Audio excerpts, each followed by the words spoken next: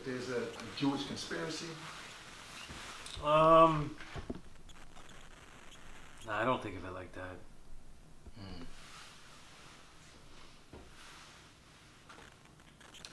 Well, just my own personal, what we dealing with. In the lesson and everything. I don't bear witness to this grand, thinking scheme from them. As far as the lessons, because that's a sound bite that somebody's gonna take. Yeah. Right? Yeah. I don't bear witness to the lessons.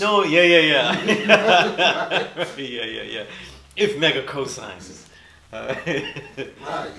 Yeah. No, I've always taught the students that, when we deal with this knowledge of self, not to deal with the obsession with conspiracy and making them grander than they are, They're figuring it out along the way. So I don't bear witness to their conspiracies to be that so well developed. You talk about as far as as far as the Jews. But I do figuring it out. Right. But I do think that in general the Jews seem more efficient because they have a culture that they adhere to more consistently than other white Europeans. So this is lip balm. But they have a culture they adhere to more than Europeans. Than other Europeans. It's like the lesson came. It's almost like Musa taught them. So whatever he taught them, they kept that. These are the tribes that kept that. That's what, the elders used to always tell me. Nazmi used to always tell me that, that those are the tribes that kept those laws. And, it's varying tribes, you know what I mean? So right. You get into oddities, one thing I'll say is like, you get into oddities when people also make generalizations about history. Like say, those are the original devils, those are these devils. These are all people that have mixed a long time. The narrative is not linear. Right. You know what I'm saying? So like, Kyrie Irving got in trouble, for putting up a documentary and stuff that's given, the general idea that Black Hebrews, thus Black Americans. But that's not how history works. It doesn't. Right. It has never worked that linear and that straight. So it doesn't make any sense, especially with more of a tribal thing. The Jews were tribes, you know what I mean? So, and they all didn't always agree with each other. Right, so we could say that with anything. That's a universal statement, though, in scholarship now. The first blank were black. Right. Right, so that's pretty much a general statement, though, but did that survive? Did that become something? Did it become a verse? Right, yeah, so like we don't know the angle. So to be good scholars, you got to show me the in-between. I've always said that's a big problem with our people's scholarship because we always go back to blacks created everything, we started a foundation, and the scholarship is all like that. But then it reached a dead end. So how did we go here? And that's a big question because let's say it's a person like me that's Puerto Rican. If someone tells you, I'm the black man, okay, I can say I have roots, this and that, but I got to go actually back and jump through each of the loopholes, go back, see where it all begins so I can get more of a consistent reality. I can't just use the eye test because certain places it'll be okay, certain places it won't, right? The eye test varies with peoples throughout the globe, right? So you need real scholarship, and you don't get that. You don't get that when you do that typically nowadays. Yeah, right? And I think what's more the problem is that it brings up a lot of bad moments of oppression for a lot of people because you see Kanye saying crazy stuff, right? To me, classical case study and trick knowledge. Whether he did it Kanye right. Himself. Whether he did it on purpose or by default. Like, what he did is the definition of trick knowledge. Let's assume, though, the way we deal with forums, right? The 5%. We go on a forum and we say, we do our best we give it all we have, all within our power, to the best of our ability, to say what we truly know and not to confuse that. He doesn't do that. So he goes up there and he mixes things. So we know, he'll say the Jews, they ran the hip-hop at a certain time. Well, what time period? Right? That needs to... we talk about now. Right. But I don't agree with that. I don't agree with it now. You don't think they run hip-hop now? No. Here's why. And, if I'm thinking of it differently. Okay, I was just clarifying. Right. Because if we talk about hip hop, I don't bear witness that the commercial stuff is all hip hop. Okay. And I bear witness that now there's more freedom. So they don't have the power to me because people can make any type of record that they want. So whatever we thought was their power in the 90s and the 2000s isn't the same power now. You know what I mean? That's interesting. They have the power of distribution and media, so they can get limited amounts of music the same way thrown everywhere. But they don't have the control over the artist. And I say that's important because Kanye was the one saying it, an artist. So when he says that the Jews have power like they always did, not for him, an artist. He doesn't need them like that. So it's really kind of like, he has kind of, it's convenient. He's kind of dependent on them at certain points. Right. But that's because of all the other branching and the amount of money he's made and all these other things. You know what I mean? What I do think is that it's like bad, it's sloppy because in the 90s and into the 2000s, if you said Jews run the high executives, they run most of the labels, the most important ones for sure. That's a 95% truth. That's pretty much the truth. You know it too. Right. And so but now the independent, you're saying that right, because the independents, I think they take away, even if they run all of the major labels, which is still probably true. Right. Definitely. Yeah. Right. It is still right. They don't have the same power, and for Kanye to say that is actually incorrect. You know what I mean? We say the same power, like you mean they don't have it. They don't have the power over controlling all the music that gets made like they once did. Because when you compare they control the channel. Right, they control the channels though. But remember in the 90s, or if we go back to even the very first records that entrepreneurs decided to put on vinyl before Sugar Hill Gang, before that one blew up, everything. Those are mainly Jewish entrepreneurs in these outskirt, Bronx communities because there was a lot of Jewish neighborhoods around there and they were entrepreneurs. So they've always had a hand in exploiting the talent. If we have to be honest though, which are the particular white ethnics that exploit the talent? It's always the ones that are nearby, right? Like you could say the same thing as the Italians because they owned a lot of the clubs. You know what I mean? So on certain fronts. So it's a valid history, but I don't like me personally, I don't like the obsession with just one group because I don't think it's one group only that's been ruining us, in that generalization. No, that's a fact. It's not one. It's not one group. But there is a certain consistency of a particular set group of people that have had control, and it's I look at it, I see it as like this. It's like a cultural thing, right? Because doing some research, I've learned that like a lot of the European countries were Christian, right? They weren't Jewish. They were predominantly Christian. That's how they were on the front, right? They predominantly were Christian. And Christians, they frowned upon usury, right? You know about usury, right? Refresh me. Usury is basically loan sharking, or or loaning you money and getting charging interest on it, right? So Christianity was against that, and they actually made laws behind that. But the Jewish people didn't adhere to that. So, and that's how they built their business. So now, fast forward to, I'll loan you a couple $1 million to get your career off, but I expect this out of it. You see what I'm saying? Right, so, right. And it's a cultural thing. It's not like a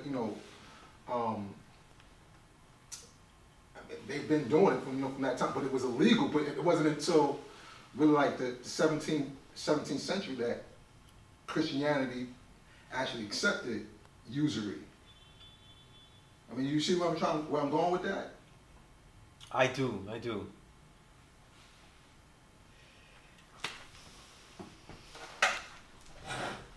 All right, so let's say Kanye is 100% correct. No, I don't. I don't want to go that far. I don't want to go that far. I'm not even trying to make this a debate about him, really. Yeah. That's the whole thing that I say that. You know what I'm saying? Because it just becomes a problem and stuff. And we have such bad. What I was thinking about my enlightenment knowledge. Me, he used to always say that the father said that the devil gets all the wrongdoers. Mm-hmm. You know what I mean? Mm-hmm. And once we make a mistake of some sort, they're right on it. Mm-hmm. You know what I mean? So yeah, what the major populace gets of black folk is, oh shit, look what they did to Kanye for just speaking his mind, whether he's right or wrong. You know what I'm saying? Or Kyrie for just sharing a doc. Like, he shares something that they sell, you know what I'm saying? So it wasn't like he showed it from some clandestine site that he dug in the internet and found a black web, was in the dark web. Right. It's just Amazon. It's straight Amazon product, you know what I mean? It's Amazon sold product, you know what I mean? Like a lot of stuff, you know what I mean?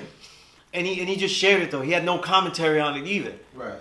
So maybe, he could have just said he's not very eloquent at all. Kyrie. Right? Yeah, he's not.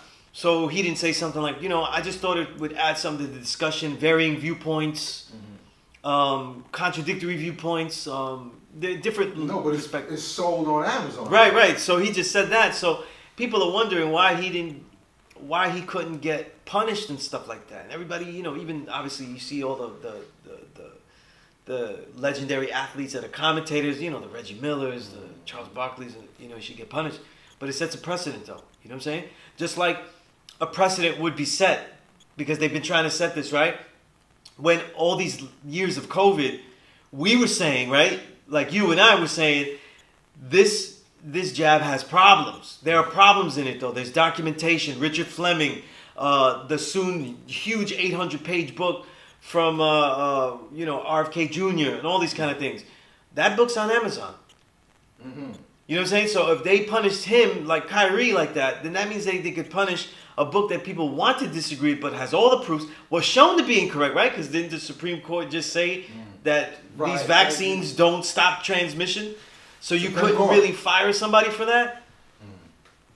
So that means that correct information also could be outlawed, because this is what was happening. So what we see is a precedent, and it's more of an experimentation of like, if people share the wrong thing, can we completely cancel them? Can we destroy them for sharing something that is incorrect? You know what I mean? So we can start to do it with opinions about history and things. And look, even though we deal with things to be right and exact, in many respects, right? And I'm saying that I haven't seen the documentary, although the premise of the title and the way it goes is very linear, so I already disagree with it. And the name of it is what?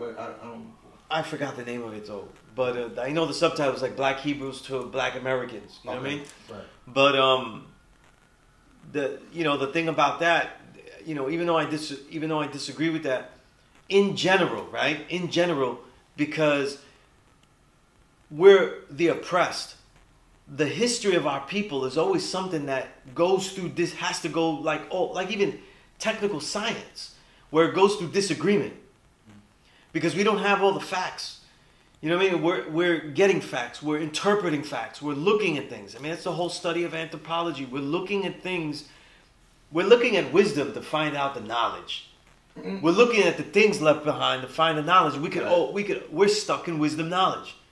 You know what I'm saying? We don't know the knowledge that ancient Kemet had. We look at the things that they left behind and we say they must have lived this way, but we don't really see how they lived. Right. We gather how they lived by what was there. So there always has to be there's always the possibility of saying, well, there's something else here. That's correct, but there's something else. Or there's more to the picture. Right, there's always more to the picture because we weren't really there. And because we're oppressed, a lot of these histories are falsified. A lot of these histories are shunned. Exaggerated. Right, exaggerated. And they could be exaggerated by the oppressor or by us when we make hagiography. We exalt someone and stuff like that. Look, even in the history of our nation, right? We have to make sure we get it right and exact, right?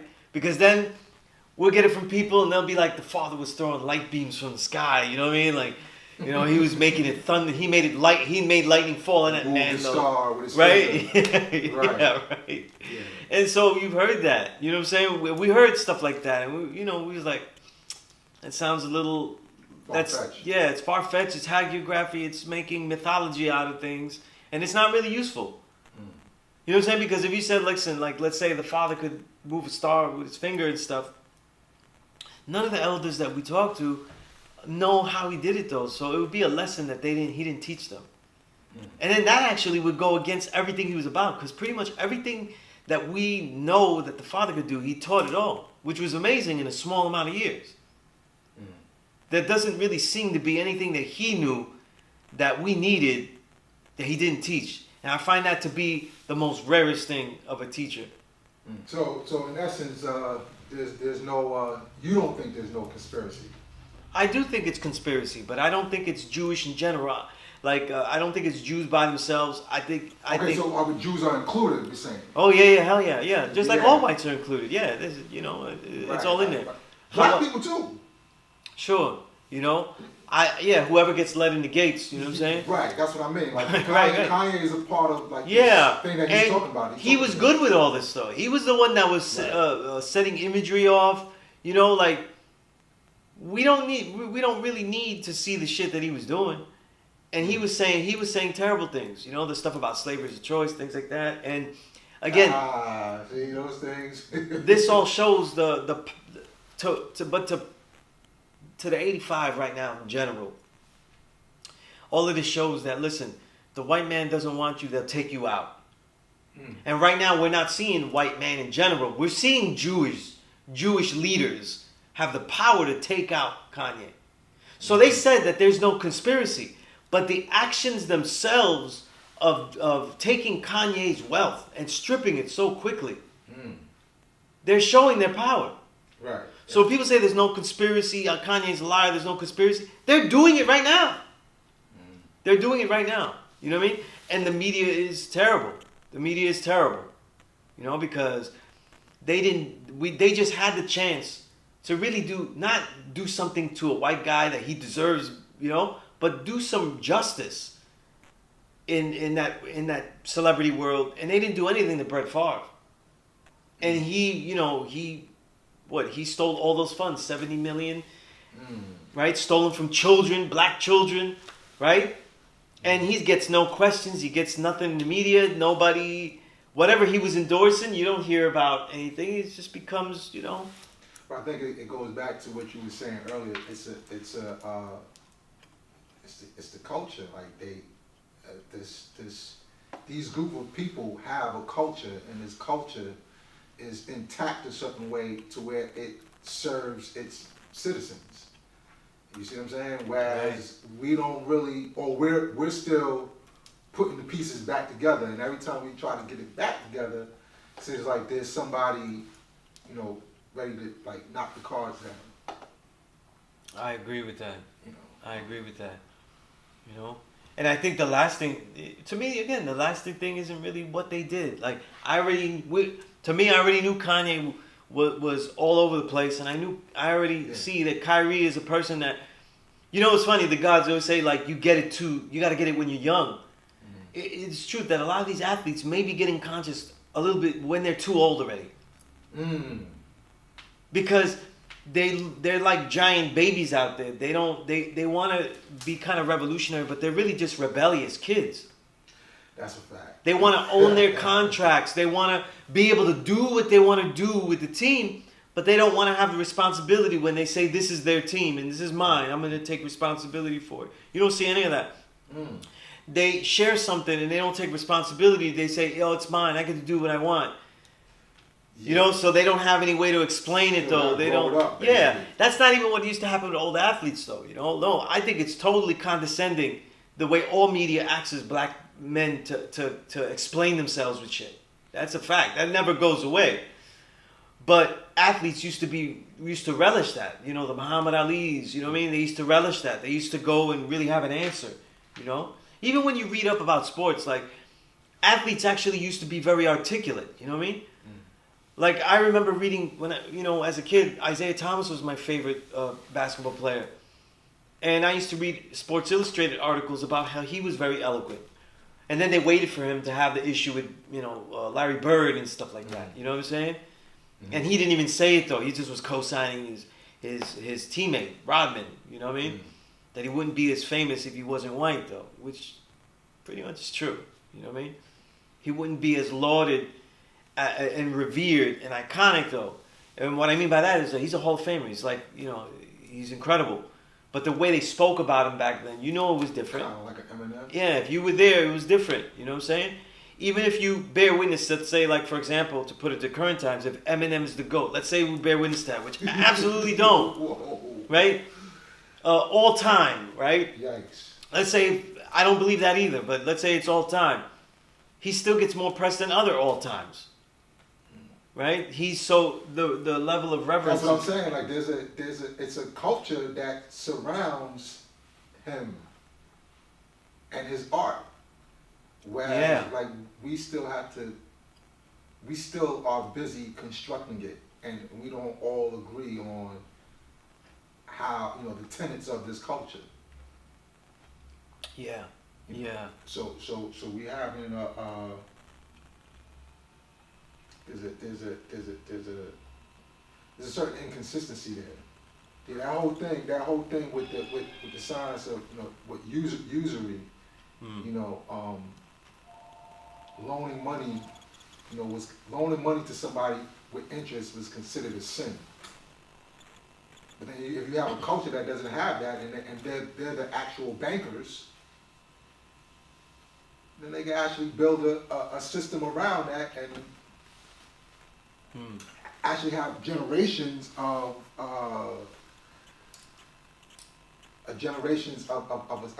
safety net. Yeah.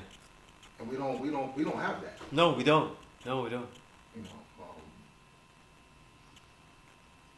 Yeah, I don't see any of the original communities really have that. Black and brown. I don't. Yeah. Right. So that's what I mean. Like I don't want to make a big thing out of like a big Jewish conspiracy or anything like that. I just think that see, for us, me, the way I look at it, see. I said this before. Barry Gordy sold Motown for millions of dollars. He sold it to corporate America. Yeah. Right. Bob Johnson sold it for millions of dollars. Russell Simmons sold Def Jam for millions of dollars, and to corporate America. Now corporate America has these assets now and has kind of turned it around and weaponized it against us. So that in that sense, I would say there's a certain kind of conspiracy. But I'm not somebody who's just like so angry to kind of just like want to tear somebody else's warlike gains down. You know what I'm saying? I'm not right. Like, all right, well, if we were to take responsibility for our culture, like as you said, like like now that you have it, are you accountable for it? Are you take accountability for our own culture? Mining our own culture would have us in a better position, as opposed to just keep selling off. A lot of times we do it because we're in pursuit of the bag. Yeah, I agree. Yeah. And what's interesting about the selling of labels and things like that? They became institutions of just selling them. Mm-hmm. I find it interesting because it also goes. I always say this though, but this thing Nelson George said, one of the great music writers, black music writers. If people don't know who he is, he said, especially black people in America, everything gets taken from them so quickly that now they dispose of it themselves. So it could be that even in mindset, it's not a good option because it's like, it's just going to be old music. We don't have the ability to continue to make new stuff. It's over already, and it's a mentality. Whereas all over the world, everything that we already made is being cherished. Right. But we naturally make it. Right. So we keep making it, just mine it. That's what right. I'm saying. Yeah. We don't. You know what I'm saying? So like, if you look at almost all the genres of music, even musical genres, all the great labels of all the genres, they're all sold off and owned by other countries and things like that. You know what I mean? The Fania label, if you're into salsa, that was sold off too. So it's all the same pattern, Well, it comes down to what big bank takes little bank. Right. Yeah. That's what wins every time. So that goes right back to like I guess that discussion that we always talk about capitalism and whatnot, right there. Capitalist ideas, and that's the whole thing of people I'm chasing the bag. I mean, I've kind of grown sick of that saying. I'm chasing the bag. I'm chasing the bag. Like, yeah, you know, it's always offensive. it's always the idea of rugged individualism. Right.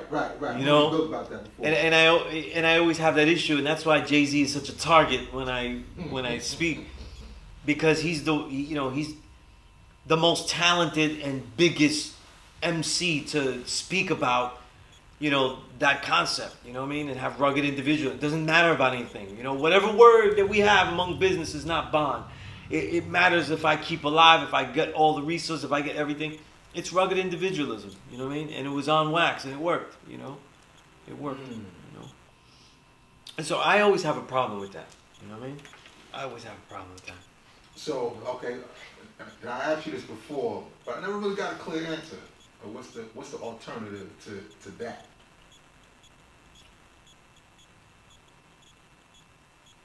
I think that there is no alternative, though, if world economies become bigger and bigger. I think that the only saving grace for economies is to go more and more local. Because I think if we talk first about the most important thing that we need is food, that has no power globally. Like we're just getting GMO globally. We're getting monocropping globally. The destruction of seeds. All of these things that are only really built up in diversity in local environments where we have the original people, particularly when we really think about it, the original woman knowing and understanding the land, And I think that if economies continue to become global, then no, it's not going to work. Any kind of socialist way that I'm talking about or any inferring is not going to work on that level, So really though, it's really about the collapse of all this. I don't think it will work. The collapse of a global, you mean like a global? All of this global economy, because all of this is really going the way of transhumanism. That's to me is the future direction. You know what I'm saying? Where humanity is first controlled by all of the things that they're using, the devices, the controls. They could be monetized. So like when you have a person like Kanye or something like that, they do bad. Then you can close up their accounts. You know what I'm saying? And we look at Kanye, they're doing it on a big level, taking away endorsements. But on smaller levels, if you look at China and what they do, if you get in trouble in certain ways, though, your account will be shut off. Because everything in there is digitized. So like the way transhuman is just more ahead in other countries, like China and stuff like that. But we're going in that direction. And that's why I think like the whole COVID, particularly the vaccines, was very huge in trying to get that. Having everybody with a vaccine card. If they're not allowed to go into certain places. You know what I mean? Think about that. An allowance. Remember, and what makes it more important is that now that, now we can not just continue to cite all of the universities, continue to cite the massive amounts of scholarly works and PubMed.com, all of these things, scientists, everything, inventors of the COVID vaccine that said it was no good, like Robert Malone, all of these things. We could use the Supreme Court now, and them too. But that means that this was being done, these decrees were being forced on everyone while they had information that was false. See? And so we're getting on people like Kanye, and it's all hypocritical about Kanye or Kyrie and stuff. It's really about black folk that say something stupid. We will show you what it looks like. We will show you what it looks like to take everything from you. When in reality, we shouldn't be doing that to Kanye or Kyrie. We should be having number one on the list. Number two on the list should be Brett Favre. But number one on the list should be everybody that made us take this COVID vaccine, these mandates, all of these things. We're not in control in that. Right? We don't have that level of control, though. Yeah. We don't. We don't. We don't.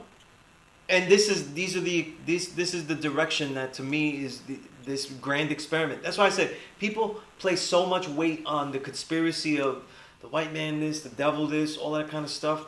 They're making this stuff as they go along because they're not making the technologies. It's our people making the technologies. And then they're mining. They're supplanting it. Right. And then they're making these things. Like this country doesn't really have all the great scientists. They're all They're all imports. And a lot of them is from the East. You know what I'm saying? you know, and that's where we get all the model minority concepts from. You know, you got the doctors from Asia, the scientists from India, Sunez. all of these things. Peace. Pardon me, God. Yeah, I'm with the God in Mecca. We're answering some questions, building. Peace. Slow start only because of my own technical difficulties, but you know we're here now. So Yeah, we're discussing conspiracy theories and are they real or not? Yeah. Are they? I mean, you know, I think that there's some validity to it, Yeah. but then there's also a lot of there's a lot of peace to God. craziness. There's a lot of ham in the dish. Is what I say. There's a lot of Right. there's a lot of ham in the dish. You know, like somebody giving you a nice vegan meal and says, "Oh, I'm just gonna put a little bacon bits on it and give it a little flavor." And like, wait a minute, you could just ruin everything for me. Yeah, exactly. You just You ruined know, everything. You fucked it all up. You know, and I think that's what's happening with Kanye. I think he's attempting Kanye, Kyrie, and you know, there's a few other people. You know what? When I teach students and people ask me about the type of students that we get in school, I've categorized them because I don't do this. I usually can tell who's gonna come back. We've been doing it so long, and I know you can too. When you see him in there, you know you already know. And I lump them in two types. And I say this not for us to be like, oh, we know who's going to do it, who's not. But for those students that are here to see what type of student that they are and help them. And there are two types of student. There's the student that's not really a student yet. They're seeking salvation. And they've gone through every type of religious thing that they could find. Because remember, Mecca is the place for all religions. Everything that is pitched to the black man, the black woman, the black family is here on this strip. You know what I'm saying? It has been here. It has come here. Everything from Santeria, voodoo, everything. It's all here. It all collides here somewhere. The Wahabians, Israelites, everything. You know? So you have people that have gone everywhere and they seek salvation. They're like, you know what? I'm going to try this. So is actual dealing with knowledge going to help? When you have to deal with knowledge, then that might help, right? Then you have the other student that is more rare. And they didn't go through all that, but they want to know everything. They want to know how, they're seeking knowledge. You know what I'm saying? These students might not go as long, and it's not because they're not good students. It's because it's like in the martial arts, though, the student that goes hard is the one that bows out first, you know? But it's most of the people that come to get knowledge, they're basically seeking salvation in a different way. And that's why it's the second degree in the 1 to 10 that relates to them and not the first one. You know what I mean? Telling them who the devil is what relates to them, not who the original black man is. You know? And that's always something to think of. And that's why I try not to put so much grandeur in the conspiracy of the devil. Because look, all business leads to conspiracy. That's what dealerships are. That's what,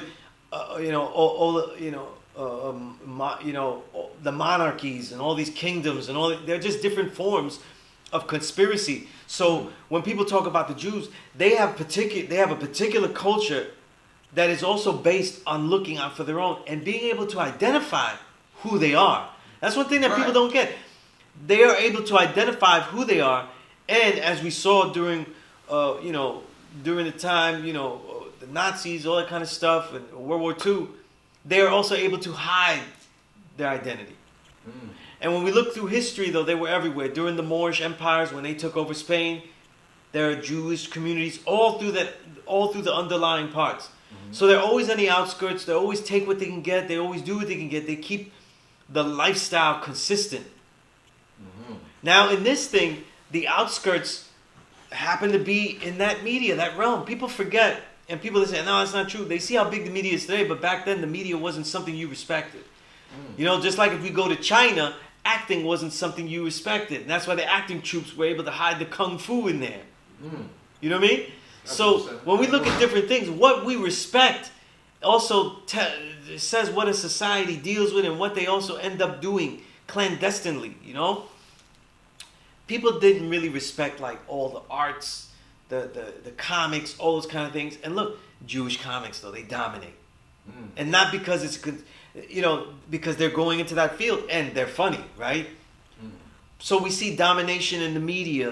If we have all this talent, unlike us though, we haven't been able to do this. Where all the talent is there, then why don't we get the people to also support the talent? So if we have all the talented comedians, then why don't we get the talented managers, the talented, club owners and the mediums for the comedians?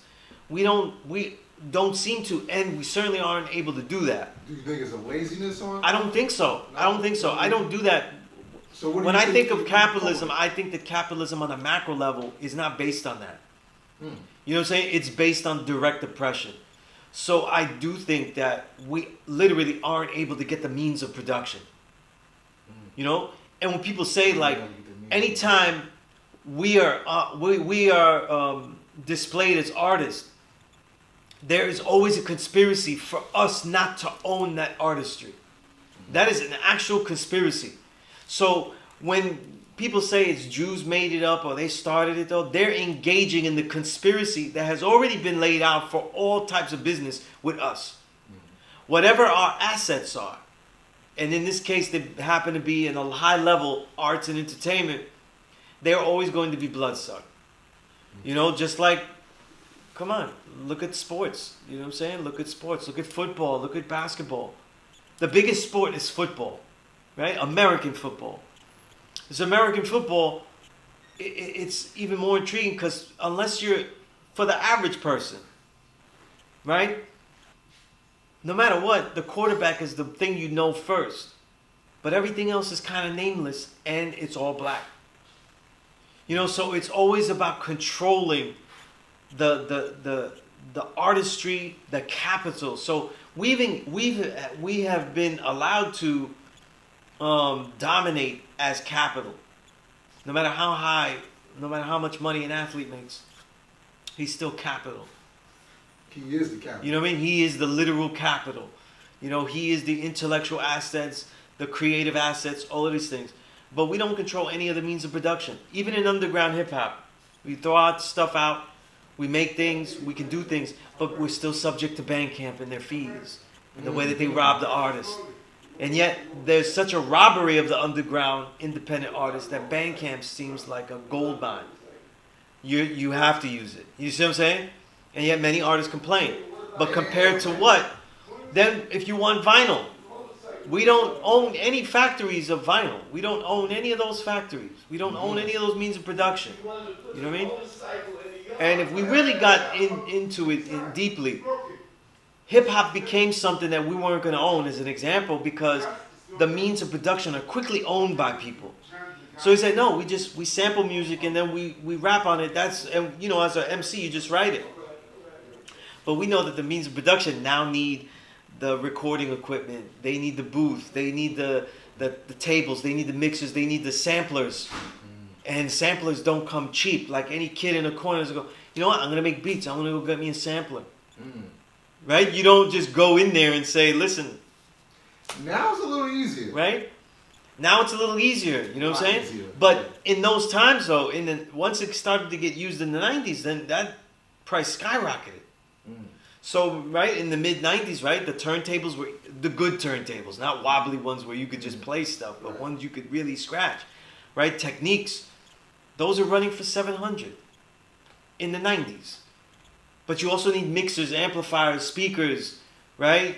You need records. You need to buy crates, right? So it became something that cost. So even back then, who had the money to have all that? It was always the illegal component. I never went to one home studio in the 90s that wasn't built off illegal funds. Not one. Unless the only one guy I went to, but he was a white kid. It's a white kid, and he had every keyboard I've ever seen. Yeah, his parents funded. Right, yeah, absolutely. You know what I mean? Absolutely. Yeah, so it's a whole thing, And that's what people get mad at when they see conspiracy. How could they not call it a conspiracy? When someone says something that is disagreeable, they can destroy every single platform that they have. Like for example, right? Donald Trump, they say, well, they did it for Donald Trump, he's white, and they took him off all the media and everything like that. But if you are on that side where you're against Trump, like you're left-wing, right, Democrat, well, you get Trump more than anybody else. Because MSNBC talks about Trump 24/7. And they have talked about January 6th ad nauseum. They don't talk about what the Democrats need to do. How can we make better Democrats? They don't profile other Democrats. What are they doing? What are they giving to the people? Let's highlight this state here on MSNBC with these Democrats. No. Who can we bring on to talk about what Trump has done? Or what he's been doing? Well, he's not on the media, social media anymore. So now you have to have people that come in and talk about Trump to tell you what he's doing. Because none of us know what he's doing. Right. And then you get people, after they tell you what he's doing, they're going to tell you how wrong it is what he's doing. So that's all you get from the left-wing side. You know, and do we need explanations to see how he's racist, how he's a broken clock? We write about some things occasionally, right? But it's ad nauseum, though, so you don't really get any kind of detailed news anymore. It's just basically wings of the parties. And that's all people watch. So if we could pretty much lump every major news outlet to one of the sides. You know what I mean? It's like far right or far Yeah, right. You know, Fox is here on the right. You know, MSNBC is here on the left, right? CNN is hovering, mainly more on the left, but still hovering. You know. And there is like a kind of like a globalization of like the media a certain way, whereas you see people following the media on a certain level, and this is what you know kind of dictates their lives. Like I got shared in a family text about the whole COVID thing, the Supreme Court, right? So how did that go? My older cousin is like, because I captioned it with, you know, I asked them, did anybody else seen it? And then I said, I've seen it on Fox and CNN. So my cousin comes and he's like, yeah, I would believe CNN, but Fox is so, you know, they think that Obama is a part of the downfall. Something said about Obama. And I'm just thinking like wow, like, you know, it's almost just like the Democrat Republican thing. Yeah. Right. Yeah. So whereas you know, for a long time, black people voted Republican, but now they're voting Democrat because there's a whole media blitz of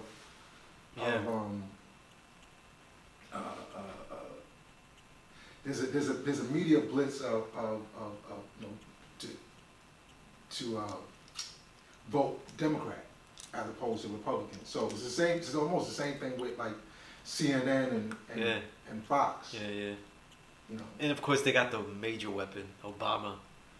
Obama was the slickest. You know, slickest. He's slick. Smooth. He's smooth. Yeah. You know. He puts a hole in the speaker. You know what I mean? Pull the plug and he jets. He's smooth. Yeah, but it's like, he's like a weapon, right? Yeah, he's absolute weapon. He's like a weapon where you know you put him on the screen, yeah. Just like Kanye, yeah, right? Or Kyrie or any of the celebrities that they've given the opportunity to have a say. Yeah. Yeah, but Kyrie, it's crazy. I really think like I said before, I really think these NBA players they're getting conscious at an age that's too old. They haven't even mastered being rich yet. You know, they haven't mastered it clearly. You know, because they don't know how to the ideals that they think they have. They still can't transmute them or translate them to the professional life that they live. You know, so they talk about responsibility. They talk about these things, freedom of choice, things like that. But they still don't know how to show that in the actual job that they're in. So how could they show that anywhere else? You know? Right? And it's false revolutionaries because when Kyrie said no to the vaccine, to give no details about it made your decision very incohesive. And actually made it supportive of people saying, look, only people that don't really know how to explain this are going against it. You know? And giving people, and he doesn't represent freedom of choice. You know what I'm saying? The type of freedom of choice that we were saying that we didn't have. Like we lost jobs, we, lost opportunity, lost access. But Kyrie didn't really lose that. He lost the access to do certain things, but he didn't really lose money like that. He was good. You know what I'm saying? So he didn't really lose like that. So, you know, even just by being like a martyr without much detail, a living martyr, it's kind of like, you know, it's not very useful, you know? If that's the type of revolutionaries we have out there, it's pretty bad. It's pretty bad. It's not good. Yeah. You know? They're very much like spoiled children. Best to sell directly from your own website. I agree. Yeah, I agree. I mean, but you know, a lot of the work is difficult. You know, there's a lot of hard work.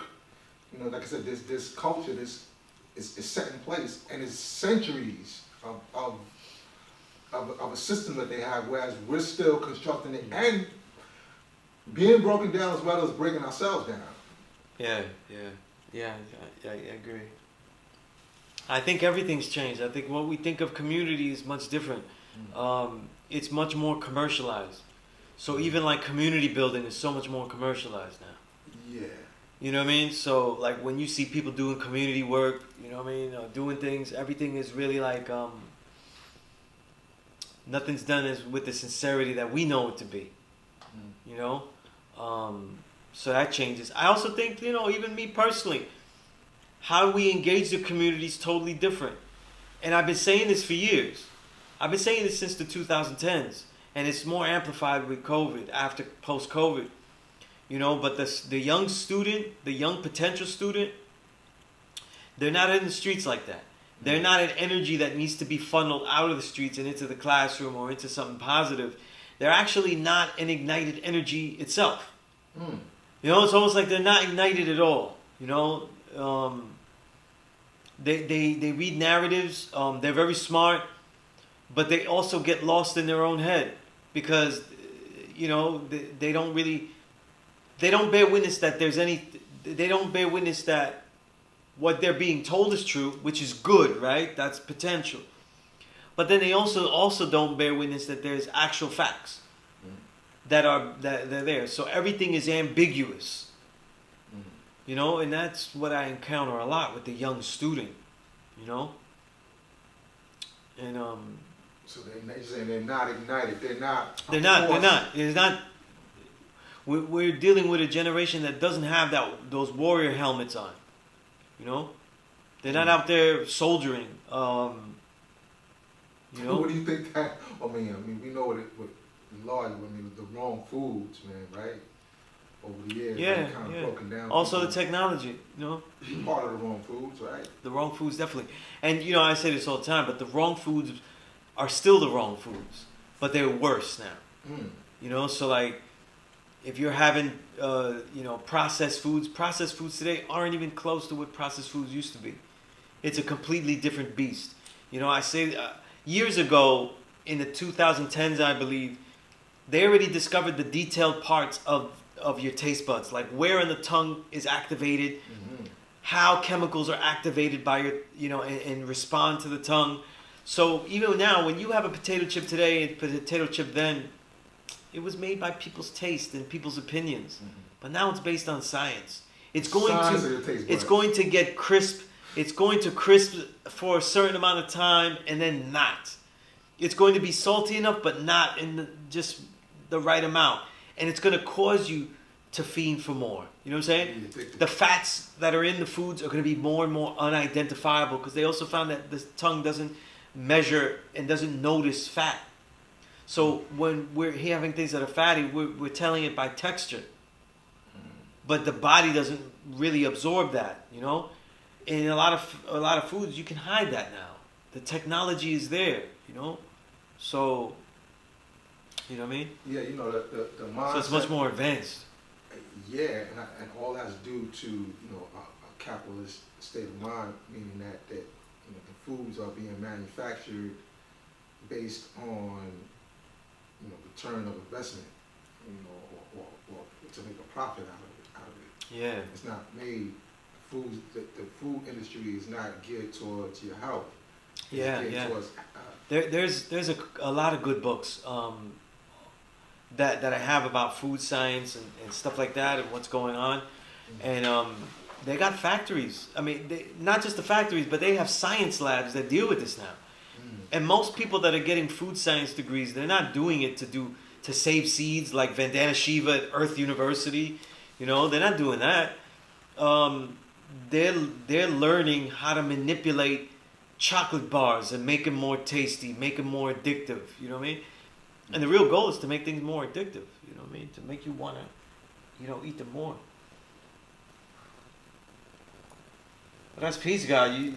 Peace King Kamon. You said you read the book 3 times. Okay. Gathering tracks for our album. Yeah. I said I'd do an album with King Kamon. Me just talking my shit. Are you going to do an album, Sunez? I'm working on an album myself. It's like 5 songs, but they're very detailed. Poetry or? It's mixed because I never say I rap, you know what I mean? Then when I write stuff, it never all rhymes, so I wouldn't, And I always say this though, I don't really care if I'm in pocket or anything like that. I'd rather have the producer fix it for me.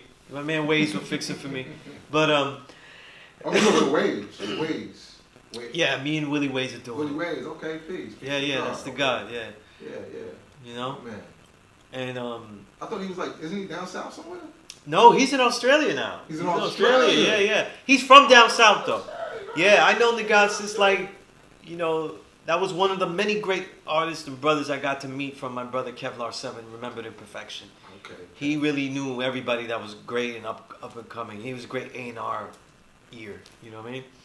But I only got Young God for a long time. So yeah, I met him here. Right here. And he just stayed in tune, and I've been following his movement. He's real talented though. Real talented. Dope. So what do you think about the whole? And I know you've written a lot about it, but it seems the Renaissance, hip hop Renaissance, seems to be kind of like bubbling up a little bit more nowadays. Yeah. It's funny because I wrote it on a piece that's not published though, because I gave it to a certain artist though. And it's for him to use as liner notes and stuff whenever the album comes out. But I think out of this whole invisible renaissance, I call this era from the 2010s on, this era to me I really think is a builder's epic inside that, because it's more commercial. Meaning that the artists that have been doing it that really came up, now they have a mastery of their careers, like Napoleon the Legend and others. So now it's about showing how these careers can be viable for a lifetime. You know what I'm saying? And I think too, there's also now a need to write the histories of what happened in that decade that had just happened, the 2010s, and into this decade. You know what I'm saying? So, personally, I see people biting my shit. You know what I mean? Right? I had to go at some. Is that flattery or no? No, I think it's biting. If I say this era is the invisible renaissance, and I see a page that's called the invisible renaissance, so don't tell me you made that shit up in the shower too. You know what I'm saying? Next thing there's gonna be a Sunez out there, and you came up with that name. You know what I'm saying? We won't allow that. But right. But the thing is that I think that I think particularly in this era, what's happening is that certain artists that were at the tip of that iceberg. I say it's an invisible renaissance because most people don't see how deep this universe is. But there's always a tip of the iceberg that goes into the commercial area. The Griseldas, the Rock Marciano when you see him on Elliott Wilson interviews and things like that. So do you think that you could make commercialism a part of the art? I don't think that's my call. No, not your. Yeah. I just want to know your opinion of that, because. No, I think they can. I think you could pop out anything. I'm of the mindset that you could ruin anything. Is it always ruining it though? I don't know because. As far as you can see, it is though. For me, this is the generalized thing. The artists that are at the tip of the iceberg that everybody is seeing now everywhere, I already think that they ran out their prime. This is what I think. This is what I truly think. That prime is still making good music though. But what I mean by ran out their prime is that I already know what I'm going to hear. Because a lot of these groups they were based on stylistics and not necessarily lyrical content or even songwriting. So unless they continue to experiment, though, we've kind of pretty much heard everything, you know. So the innovators of tomorrow. You know what's interesting that we was building about this, and I wrote this. I've been writing the reel of 2022, which is already becoming huge. I'm like at 330 pages already, and it's just this year only. Okay. 400 pages was 2 years. So like I'm just writing now that I tackled it from the whole year. You know, like doing it the whole year. Mm-hmm. I still think that the artists that are innovating is heavily composed of the gods. You know, like I heard there's at least 6 or 7 albums together and between solo between Al Divino and Estinac. And we know that they're both 5%ers. They're in our nation. I had arguments on Twitter. I had beef with certain artists that wanted to act like they weren't. And they thought I was picking sides. And I was saying, listen, you could argue with Al Divino all you want. You could argue with Estinac all you want. But I'm telling you that they're in our nation. You know what I'm saying? They built. Wait. So there are people that saying that they're not. There was a big thing I got into where they had issues with them. And I said, you could make a beef record against them. You could have issues with them. But don't say that they're not 5%ers, though. That's one thing you can't say, right? I built with SC now. I mean, I know C. Divino. Right. And I built with them both. Right. You know what I'm saying? So I know that their hearts are in this nation. And you know Estinac is heart is the nation. We've been, you know, he's been built. I know he's an educator. Yeah. You know, King Asiatic. The great, you know, remembered in perfection King Asiatic. You know what I'm saying? Right? As a side note, who really got it wrong when they were learning with him? You know what I'm saying? Wherever they went in the dirt, they was rhyming, they was in all the places where you could try not to be a little savage, though. They were always building in the most savage areas. So that's why I have so much respect for him and what he did. But out of those guys, like I was saying, Estinac, Al Divino, I'm not saying they're the only ones, but they're the few that, when I listen to their music, though, is still doing things that are next level. Like, I still pick up Estinac and Al Divino records together or separately, and I don't know what I'm going to get. That's what you need to continue a movement that is progressive. You know what I mean? And it's funny, I mentioned Estinac because he has a lot of pop appeal. It sounds weird, but he's very pop appeal. You know that, like, when you get a rhyme from him and you're reciting it in your head, a lot of times you're reciting the more pop appeal or his ad-libs, you know, things like that. But when you listen to him as a whole, his techniques, his ideas, they're not very commercial. But the way he delivers, and he has so much pop appeal, so many pop styles. Now coming from Sunez. It's just that, no, but the thing is, he has so many different things that he's doing that's appealing, though, you know? So it's like that old school stuff. If Estinac came out in the 90s, though, I think he would blow up like a lot of the great MCs that were dope, but blew up, you know, because they had such unique styles, like a Redman or something like that, you know? Where we know that they're hardcore, we know that they keep it real, but they just had such pop appeal. Like, they appealed, you know what I mean? Like, for whatever reason. With Estinac, it's pretty clear, though, you know what I'm saying? Yeah, I went to this, I always thought that Estinac was dope, but I went to this show. Neck Mandela. And, was that the Cookout? Yes. Yeah. That was in the Pilon, right? I didn't know that it was going to be so dope. Bear with me.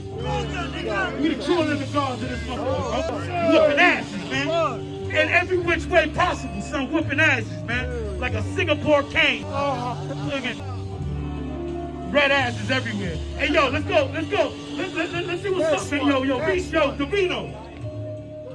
Yeah, I kind of knew. I knew I was missing a good one, you know? Wow, I didn't know. Cause I went to just really go show support for the God. And I had just, I bought my camera. If I remember, that whole bill is making almost that whole bill is making progressive music. You know what I'm saying? Yeah, I mean, but it's very reminiscent of it's bringing it back to the sample beats and everything. Absolutely. Sample beats, all of that.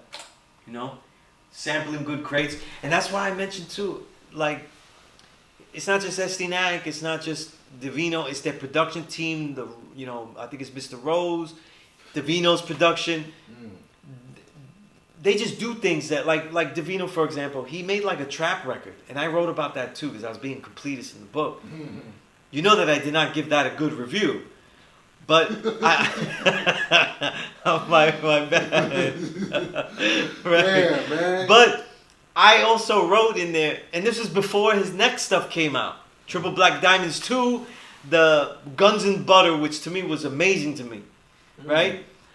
I also wrote that before I even got up, that even came out, I was like, I know that he gets to experiment with everything. I just hope he doesn't stay in this laboratory too long. You know what I'm saying? But so this is where he's currently at. Right. But then he came out with Guns and Butter, and that was an all over the place, but it was hardcore as hell. He did 2 albums, Glitch and Triple Black Diamonds 2, as duet albums with SD-Nac. And I thought those were superb too, you know? So, like, they're all over the place. And then SD-Nac did an album with Sato Gold producing, and that was dope too. You know, this, you know. Yeah, I just say, I gotta get up more on them. There's so much work that they have. Yeah. The work that they came out with in 2018 will sound progressive today still. Like, in other words, when you hear it, you go, wow, that's the next shit. I don't hear that. There's nothing that sounds like that, the way they rhyme it. You know what I mean? It's still pretty much ahead of the game. Because they do songs like jazz sessions. They just go in there and they do whatever's on their mind at that time. And so they have no boundaries. They don't make songs and say, this has to be the song that expresses everything I need to say. They just say things. You know what I mean? Well, I'll say this about really hard to make music like that. SD-Nac, he does definitely experiment on his beat choice. Right? Yeah, He does go like left field. You know, Right. But he does remind me of someone coming out of the pun vein. Right? Yeah. Well, you know, if we listen to old SD-Nac, you know what I'm saying? Right. Early SD-Nac though, you know, he was a linguist. You know, he was about the dexterity, he was about the long flows, he was about the breath control. But I really think he mastered all the techniques, so now he doesn't use them. He's like Ornette Coleman, you know what I'm saying? Like, he knows how to play the horn, now he's going to just do whatever he wants, you know what I mean? Yeah, it's interesting to see it, you know, to see the music evolve. I love it though. And you know, us as 5%ers, I have a pride though. You know, the God, the leader in that. You know what I'm saying? And then, like, there's a lot of shark biters. We gotta take them out. You know, they hear you coming with your word and want to use your words. Right. Man. I mean, but you know, this is what we deal with. Man. Well, I'll say this though, because I said that. I'm a journalist, and what I journalize becomes history if it's done correctly, right? So certain words I use to symbolize a movement or detail it, I would expect people to use those words. You know what I'm saying? But you know, you got to give me credit too. You got to give me credit because a lot of people that cover this music now, they weren't there when I was even naming the shit. You know, so like when they go, oh yeah, look, Rock Marciano did this, or Spit Gems did this, and Napoleon's doing all this all over the world. I was there when they had one album. You know what I'm saying? You know? So, you know, the resurgence, right? Sean P, right? I was the one that was saying that Sean P had to be in the Source, right? He wouldn't have been in the year-end Source thing. I was the one that put him in there. You know? When he did Monkey Bars. Right? Dayson knows we were there together. You know? We were there together. Yeah, be worried, right? If I hear yeah. There's so many albums though, I might have to finish the book like that though. You know, like it's alright. It's good. Yeah, alright, you know. I mean, you have out of this Renaissance, do you have any like your favorites? I don't know if that's putting you on the spot there, huh? Nah, I get put on the spot for that all the time. I'll name some people that I think are like the best MCs I've heard this year. Because I always like a little MC candidate of the year thing in the book, right? So I'm opening it now. Where is it? And do you like include like Is it just now about the bars, or do you like kind of look at like the No, I look at the music too. You know, like the producers? I definitely look to the music too, and like there's a separate category in the book, like the producers and all that. So everything had, you know, that always counts. You know what I'm saying? Most of the book, you know, this music is sold by MCs. You know, they're the artists that sell stuff. You know, so we don't get to see we don't always know who the great producers are, like a Future Wave and things like that. Like you know, great producers that are doing stuff. You know, or new ones that are coming, like Chuck Chan and stuff like that. You know what I mean? There's a lot. Spanish Ran is amazing to me. My man Toast 187, that's with on the Leftovers with me. He's great. There's a lot of guys. Let me see who are producers.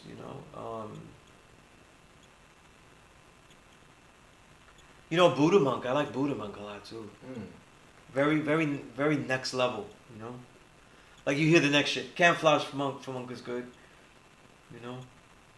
V-Don is good because the albums make, you know, then... Yeah, V-Don, I hear a lot of V-Don. Yeah. Foreign Beats is dope. He makes a lot of great records. He made the first great Rome Streets album. You know, Street Pharmacy. That was a Farmer Beats album, you know.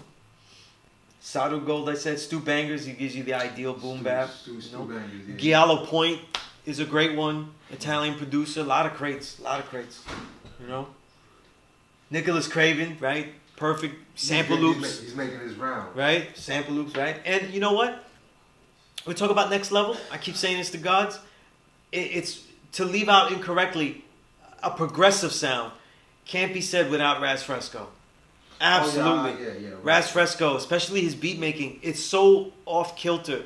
He makes beats that are so off beat, on beat, that honestly only he could really probably use them. You know what I mean? But he has a lot of great albums too this year. You know, he has at least 3 or 4 albums that are worthwhile.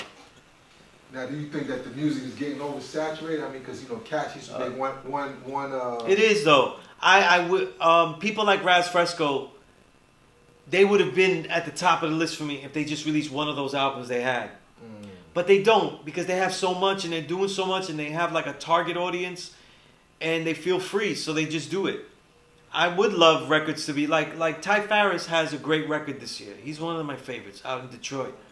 You know, if he came out with nothing else, he'd have one of the best albums of the year. You know what I mean? Even Ka, he came out with 2 albums and it was overloading me because I think Ka's incredible.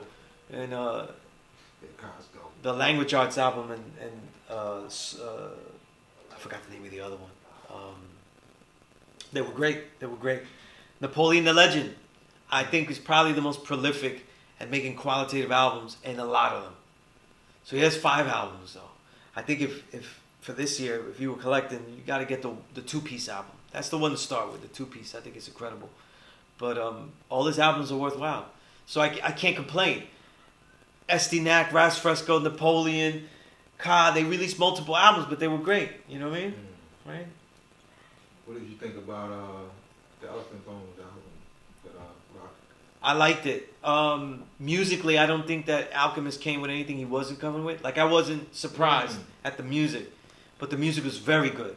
You know? Right, I mean, and this Rock Marciano album, lyrically, is not as innovative as the one that he did before. It's the album he did, the album Merci Beaucoup, that was more experimental, that could show he could do some more things in the next decade. You know what I'm saying? Whereas this one is kind of like, let's just do the things that we know how to do on this record. So it's a, you know, you need it. It's a great record. You know what I mean? But it's not as innovative as the one he did before, because, and I say that because Rock Marciano is one of the most. He's a leader, so he's one of the most copied. So being the most copied, his work will be more derivative himself. If he does his best version of himself, it'll still be derivative. You know, right? Like RZA gave a beat.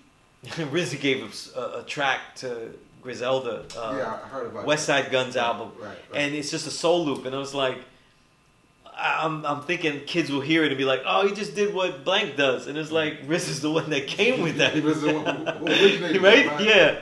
You know? So it's kind of funny with that kind of shit. You know what I mean?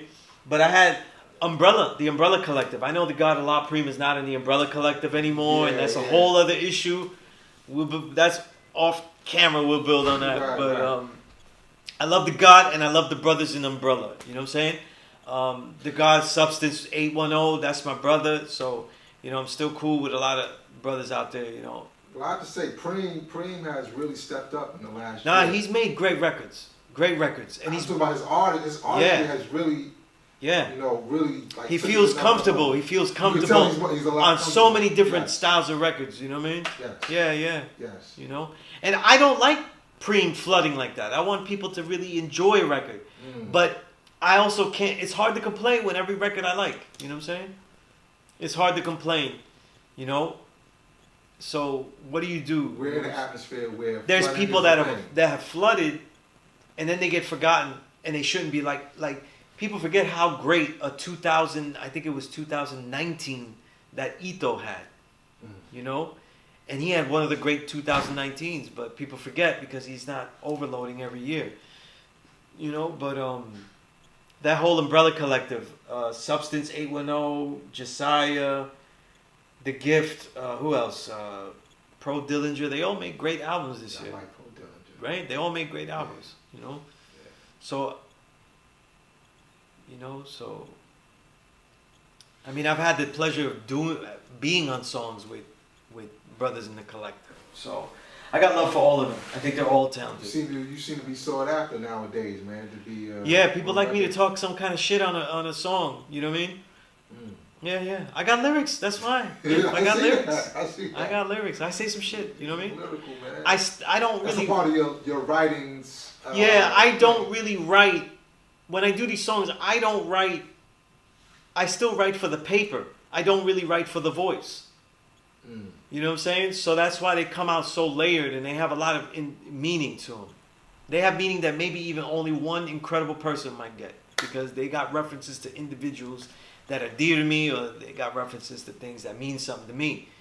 And it'll be how they catch it, but it'll still sound something, I just have fun with that. And it's the people that influence me, like the Jizza, they write like that. Bronze Nazareth, who I think is incredible, he has a great album this year too. Again, I think he's one of the great lyricists I've ever heard. And he has a lot of deeper meanings in his lyrics, like real layered, and I always love that. The most. But you're not trying to be like a rapper. You're not trying to get on a mic and. My intention was always to be what I thought I would be in hip hop, to what Amiri Baraka was to jazz. To do everything, to make music in it, to write about the music, to do poetry, to do every type of writing that I could do. So I write prose, I write about the music, I write literature, I write creative works, but I also can make something, because even he made an album. Like he was featured on stuff. So Amiri Baraka was always my model, to make what I do as a writer, a journalist, to be a creative element. So Bones Malone is the only one close to doing it, so he's the father of my element. But me doing it in every single way, because no one ever wrote a review, a technical piece about music that was creative. I was the one that did that. So Baraka has always been the model, not anybody in hip hop per se, as a complete model. Like, they did it like, it's Baraka all day, And then the other influences writing is obviously Miguel Pinheiro,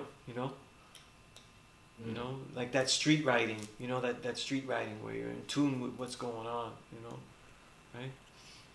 Yeah, I admire, that you are like in tune with those, because that's a kind of like a masterclass in itself, right? To know those writers that are similar in your element and in your craft. And right. And I got into jazz and other genres just like everybody else, like digging in the crates. You know what I'm saying?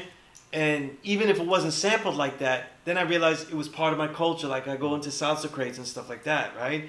And just learning about different genres and shit like that. But the more I studied jazz, the more I saw the parallels. It's a lot like hip hop. They deal with creativity. They deal with, you have to learn the instrument and then do it uniquely. That's hip hop shit. You know what I'm saying? And so I always saw parallels to how it's sold, how it is abused. All of these things I saw parallels the same, because jazz, aside from being like that foundational music to me, of everything. It has such a longer history that you could see different things and patterns and understand certain things and see how hip hop could get certain ways. So a lot of times when I predict certain things, it's just because I know the patterns. I'm seeing certain patterns in other genres. That came out of jazz. A lot of patterns out of jazz and then other genres. You know what I'm saying? Other genres. You know, right? So you could see certain things. Like I already knew that reggaeton was actually going to happen because I was looking at what they were doing in Puerto Rico with playero music, and they just couldn't quite get it down where they could learn how to sample and then realize that a music had to be gritty, where it was easier to have the cliche or the stereotype that's put on the music that it's for the party only.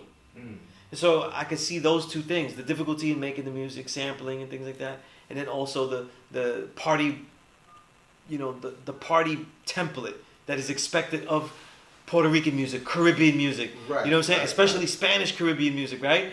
And then it just became reggaeton and, you know, another horrible subgenre. Yeah, I know you always I go. you go in on. There's on nobody reggaeton, that, man. you know. And I like reggaeton, man. I like the, you know, Right. not that I like to listen to it all the time, but And I see you, Symmetry, Gil Scott Heron, yeah, definitely, you know, one of the greats, you know. It's just that when I was studying music, I was going straight to the books, you know. And when I studied jazz, though, I studied jazz from the literature about it, and there's so much. So I was literally checking out two things. I started to listen to jazz and realized I could learn about it because I would fall asleep recording Stretch and Bobbito, and then wake up the next morning and they would have the bird flight. I think that's the name of the program that Phil Shapp had, who was a great journalist, and he was a great on-air personality.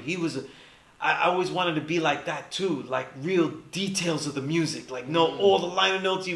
He knew everything, and he was doing the bird flight. He knew everything about bird. You know what I'm saying? I was like, yo, the details this guy brings. So I was like, okay. And so when I collected jazz, I never collected anything bad. I was like, every day I was like, I'm going to come out of the store with a classic album. Who we got? And of course I went first with Miles. Miles has always been the man I dig into. Miles is there. So everything Miles, and then I branched out from there. And Miles he's the perfect person to branch out from because Miles, he had everybody.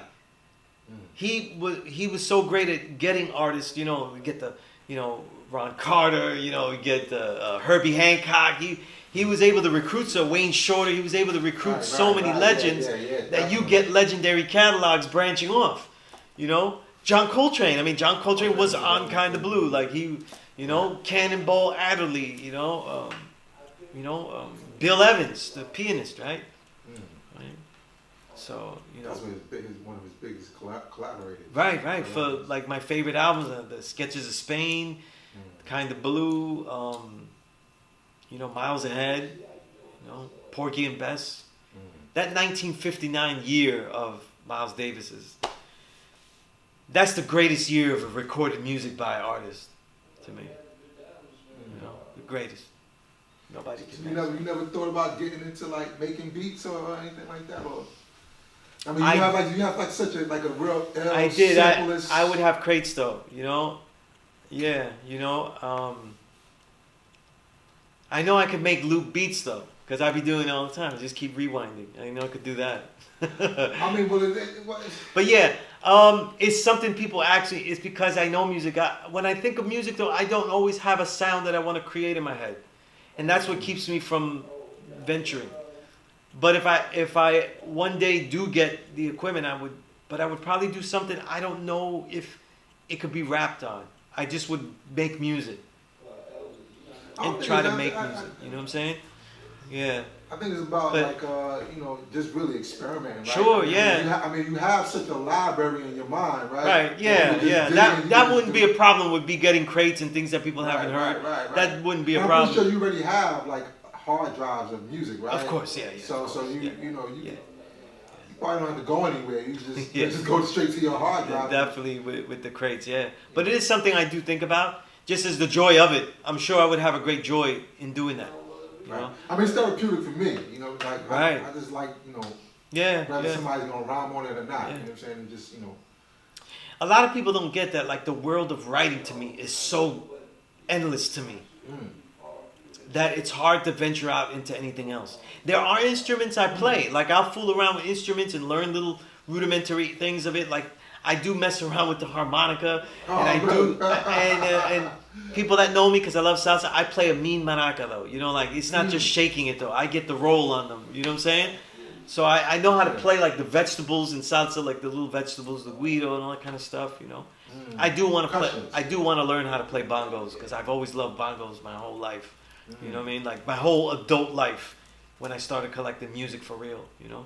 Yeah, because when I listen to you build and you go into your mental library of music, I always wonder like, well, all right, what if you were to sample or if you were to create music, what would that sound like? What, especially nowadays, you know, with the software. I would probably, I would tell you, I would probably start with genres that I think aren't mine. You know, Genres that aren't yours, aren't really used, okay, that I don't see being used. So it wouldn't. Like for people that for people that only like on my free time, like most of the stuff I write though is usually inspired by soul music. That's usually what I'm listening to. And if I always tell people if I had my choice, I'd be a soul singer. I wouldn't be no damn rapper. You know, I'd be singing Donny Hathaway. I'd have Donny Hathaway's voice easily. But the genre I probably would tap into would probably be salsa, because it was the most aggressive that has not been mine. You know. Is that what you? That's what you grew up with, though, right? I could say that I didn't grow up with any music. You know what I'm saying? Because when I was a kid, it was really just music that was around me, but I didn't get to choose the music I liked. So I grew up really with oldies around me. Doo-wop was what my father listened to. And because he listened to the oldie station for the doo-wop, I heard a lot of Motown. You know, so my favorite type of music growing up, though, was always the soul ballad. Whatever soul ballad it was, that was what I loved the most, you know? Even to this day, I judge a soul singer by the ballads that they have, you know? Sunez is holding on to a lot of music writing and interviews in the vault since the 90s. Yeah, I am. I'm not trying. They're hard to type out. I don't, just type it out. Because I had put a post, about the old level revolt issues and things like that. But I have stuff in the vault. Like I have old interviews and things like that. Some of them are ruined though. Like the tapes got ruined. Oh really? Yeah. Oh wow. And I vote was that like heat or something or maybe whatever. Magnetic pole. Yeah, they got magnetized. yeah, they don't play. Yeah. But a lot of this stuff is just stuff I wrote that people didn't really know I wrote, or extra stuff, things that were released but they didn't get they didn't get out there that much. You know what I mean? Yeah. Right.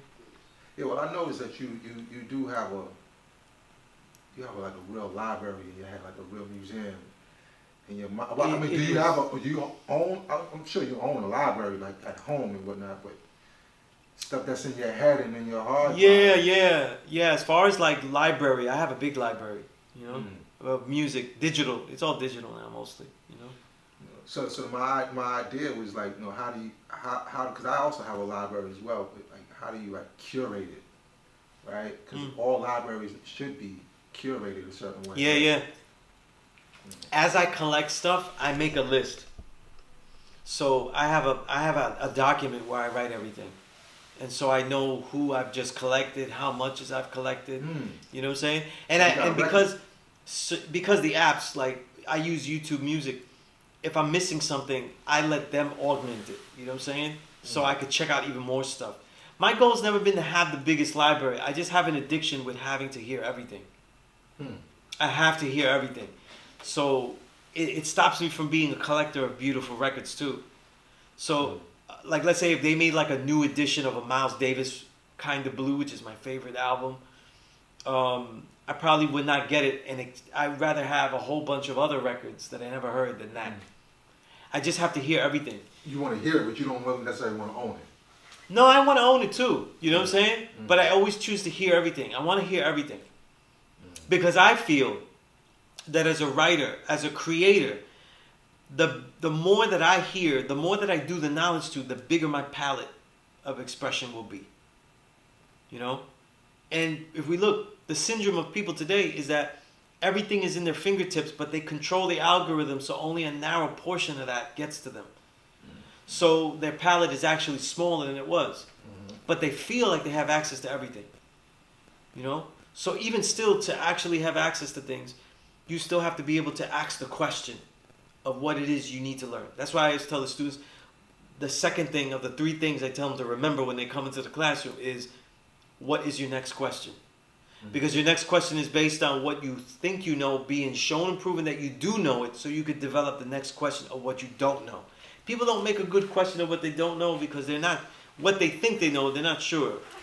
They don't really know that they know it, you know? But, yeah, so, oh, indeed, I didn't know it was your physical guy. When was your born day? My degree? Yeah. Oh, the 24. Ah, 24. Yeah, October. Oh, I missed that piece, guy. Peace. Somebody shouting me out? Yeah. True South. Peace, you South. I think like that in everything. It's funny because I'm a lowlife that has never taken a garment of clothing from any place. I remember we built on that, right. But I have stolen more books and music in my life than anything, you know. And when I was, the year before I came to a law school, Dayson, and you know Dayson's personality, said I would get bombed. I didn't know what that meant, so it was very, sounded mad dangerous. If I came here and I wasn't writing exact. So I had memorized math alphabet 1 to 10 already, even though I didn't really know how to build on them. And I was reading every single book I could get, every Elijah Muhammad book. I read Diop's African Origin of Civilization. I was reading what was it? I think I was reading a certain book, African Presence in Early Asia. Early America. I had, but then it was too hard for me, and I couldn't read it until later. Like this before I came to a law school. But there was a whole bunch of books I was reading.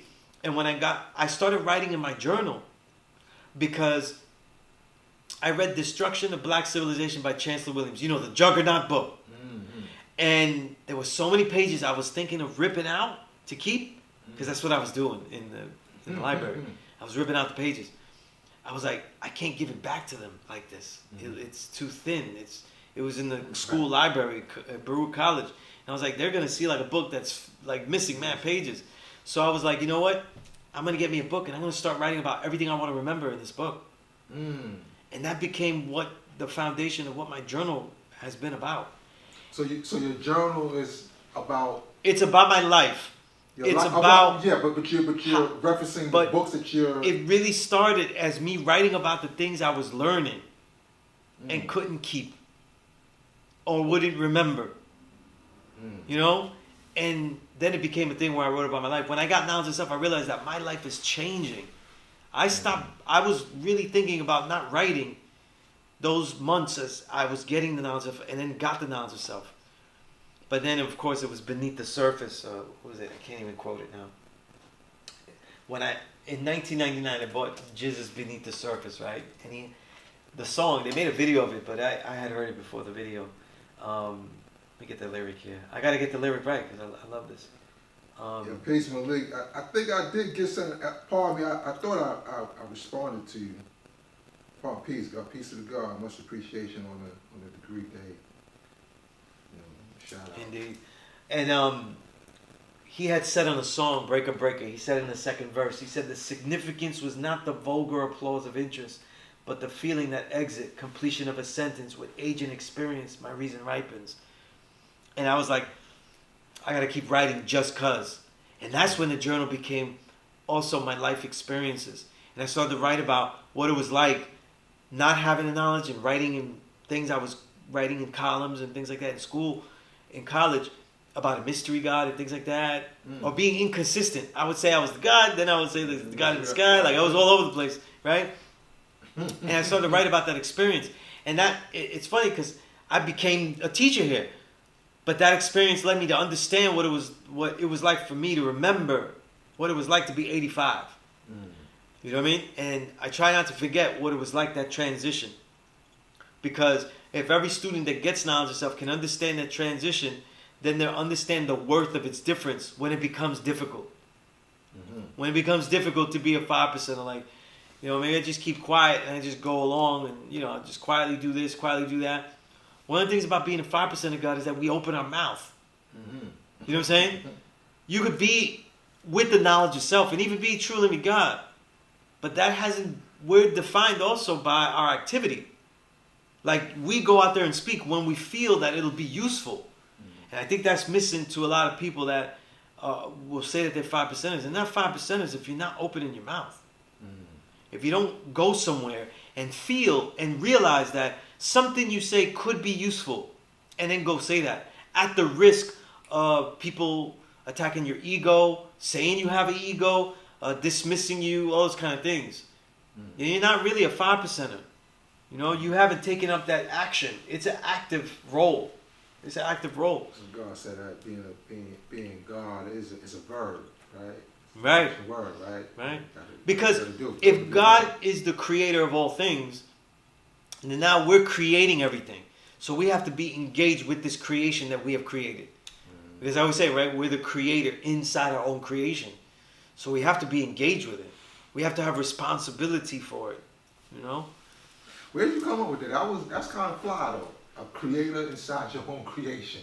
Oh man, it's because I'm such a horrible artist though. I was drawing the original man, and I drew the original man inside the world, and I was trying to show Christianity looks outside, and I drew Jesus Christ outside. And I was like, wait a minute, we're the creator in our own creation. So I drew that stick figure with us inside the universe. Even though the universe is boundless, right, in that sense. But I had to draw it some way. So I said, we're the creator in our own creation, Because it was based off when I saw all the teachers teaching like firstborn parents and everything like that, I said, what could be unique that I share? And I thought it would be my concept of what perfection is. Constant elevation at an ever-increasing rate. But that rate isn't linear, it's circular. It's one of depth. The child is born, the child goes back to get what we give him, but he grows stronger. So it's a cipher of depth. It's a reality of depth. And out of that definition came what is a creator, because we say this creator is the son of man, the son of man. Then the son becomes a man, and the man has a son, so it's a revolving statement. Right, so it's circular as well, So all of these ideas of circular reality that made me think like, yo, we're the creator inside our own creation. Because I had a student one time was like, they kind of weren't bearing witness because like, well, the earth is so big, and I said, well, what creator would make his home smaller than him? Where creator creates creation, but all creation, the first creation is creation itself, but then they create within the creation. And so the creation has to be a big palette. This whole world is just a palette for us. It's an easel for us to create within. Yeah, that's an interesting way of putting it. Right? An interesting way of seeing it. Yeah. Like an easel, so you create your creation. And you care for your easel. You care for it. You make sure it's right. You make sure everything is right. So we care for the earth. You know what I mean? Analog lady. I'm the harmonica amigo. Oh man. Oh, you know why it was a small instrument I could carry with me? It expresses the blues. I love it. But the harmonica doesn't make a wrong note. Now you could combine those notes and play shitty and make it sound pretty whack or not be original. But I thought it would be a great instrument to have to fool around with. And so I said, let me get in a harmonica. You know what I'm saying? Because I know you play harmonica, man. I don't play it very well, and I wouldn't play it for anybody. But I do play it, though. You know what I'm saying? I do play it. That's interesting. Yeah. The part, I see Malik saying he got that from the Art of Worldly Wisdom. The beginning of that verse in Breaker Breaker, verse 2, is from the Art of Worldly Wisdom, but not the part that I quoted. The part that I quoted is his own.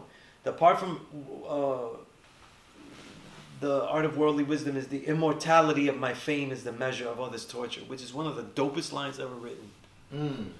That's what Balthazar Gracian wrote in his book.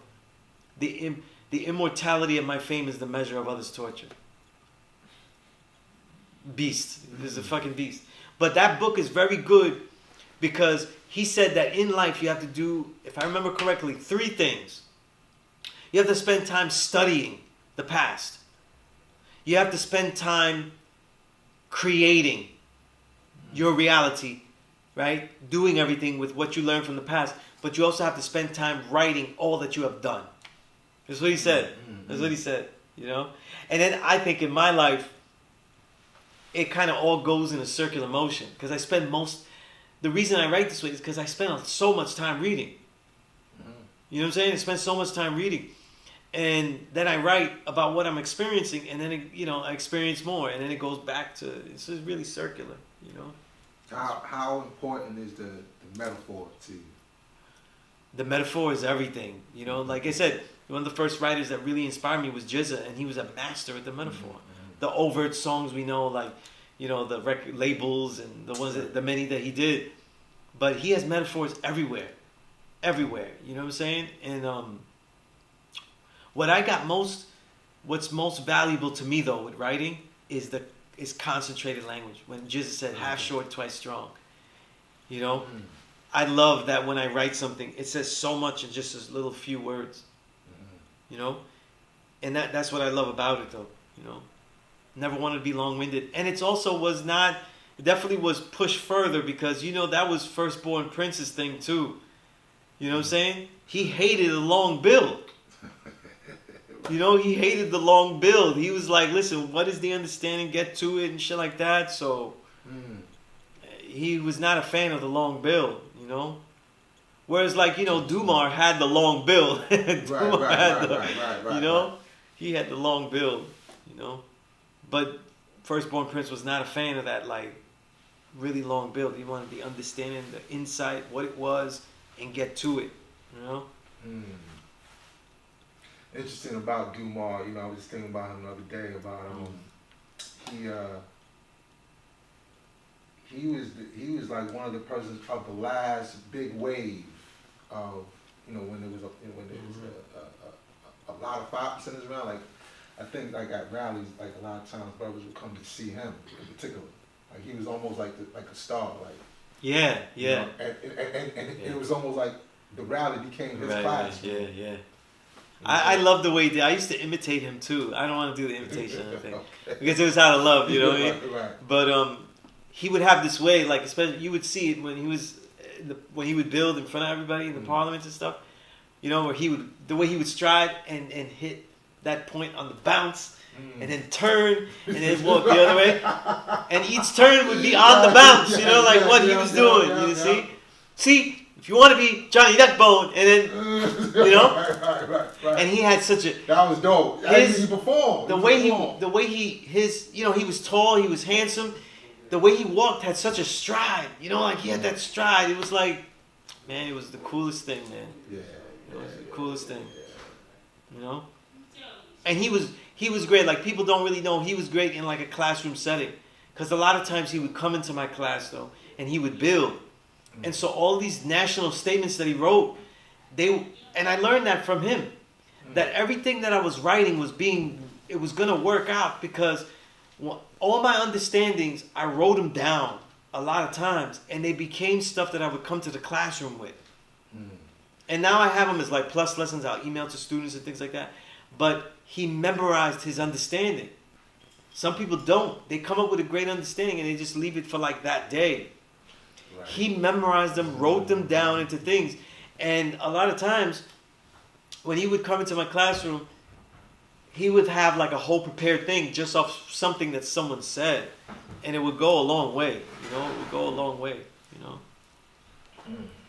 It was amazing, He was an amazing builder, Yeah, I was just thinking about how the rallies used to be, packed, due to certain personalities, say, why isn't the rallies as packed? Yeah, there's not as many magnetic. I'm the worst person to ask about that because I haven't gone to parliaments. You know what I'm saying? And I've never seen myself. I've been I don't want to say anti, but I've not been a recruiter. I've never built that way. I don't recruit. You know, I don't tell people, yo, you need to get the knowledge, though. I know who can get the knowledge, who should get the knowledge, and I'll build with them a different way.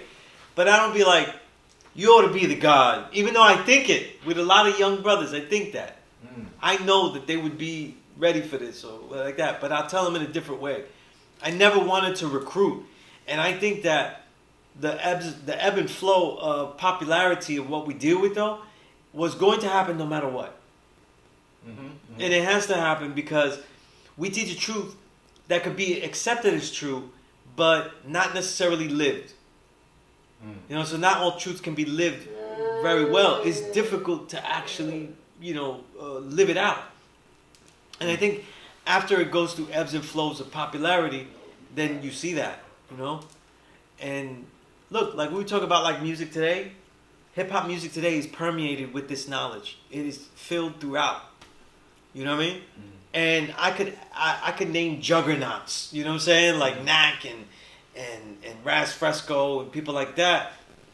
But all of the great artists too that I'm mentioning too, they are influenced positively by the knowledge. So if someone acts Napoleon or if they ask Ty Farris and other people, they're positively impacted by the knowledge, even if they don't say, I'm a 5% or I'm this, I'm under the study, So we permeate everywhere. That's why I think, like, is it what matters, though, that everybody has this flag and everybody's saying this, or does it matter that we're everywhere teaching something that is valuable to every person? See, now that's where you get into different value systems of different people who see things differently because, I'm kind of like you, I don't necessarily claim every student. Like, I'm not somebody who's just like trying to collect students and right.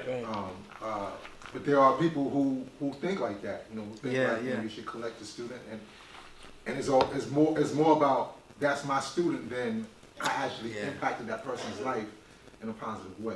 Right. So we see a lot of like there's a discussion that I had with a brother who said that people like say our generation right didn't teach as much. Our generation, meaning like after somebody to the date of this recording of being 50 years old, anybody under 50 years old, they say basically didn't do a lot of teaching. But I think that's very short-sighted. I mean, there's some truth to that. I'm not a person that could judge, because I fucking did. You know what I'm saying? I did. No matter what anybody says, I did.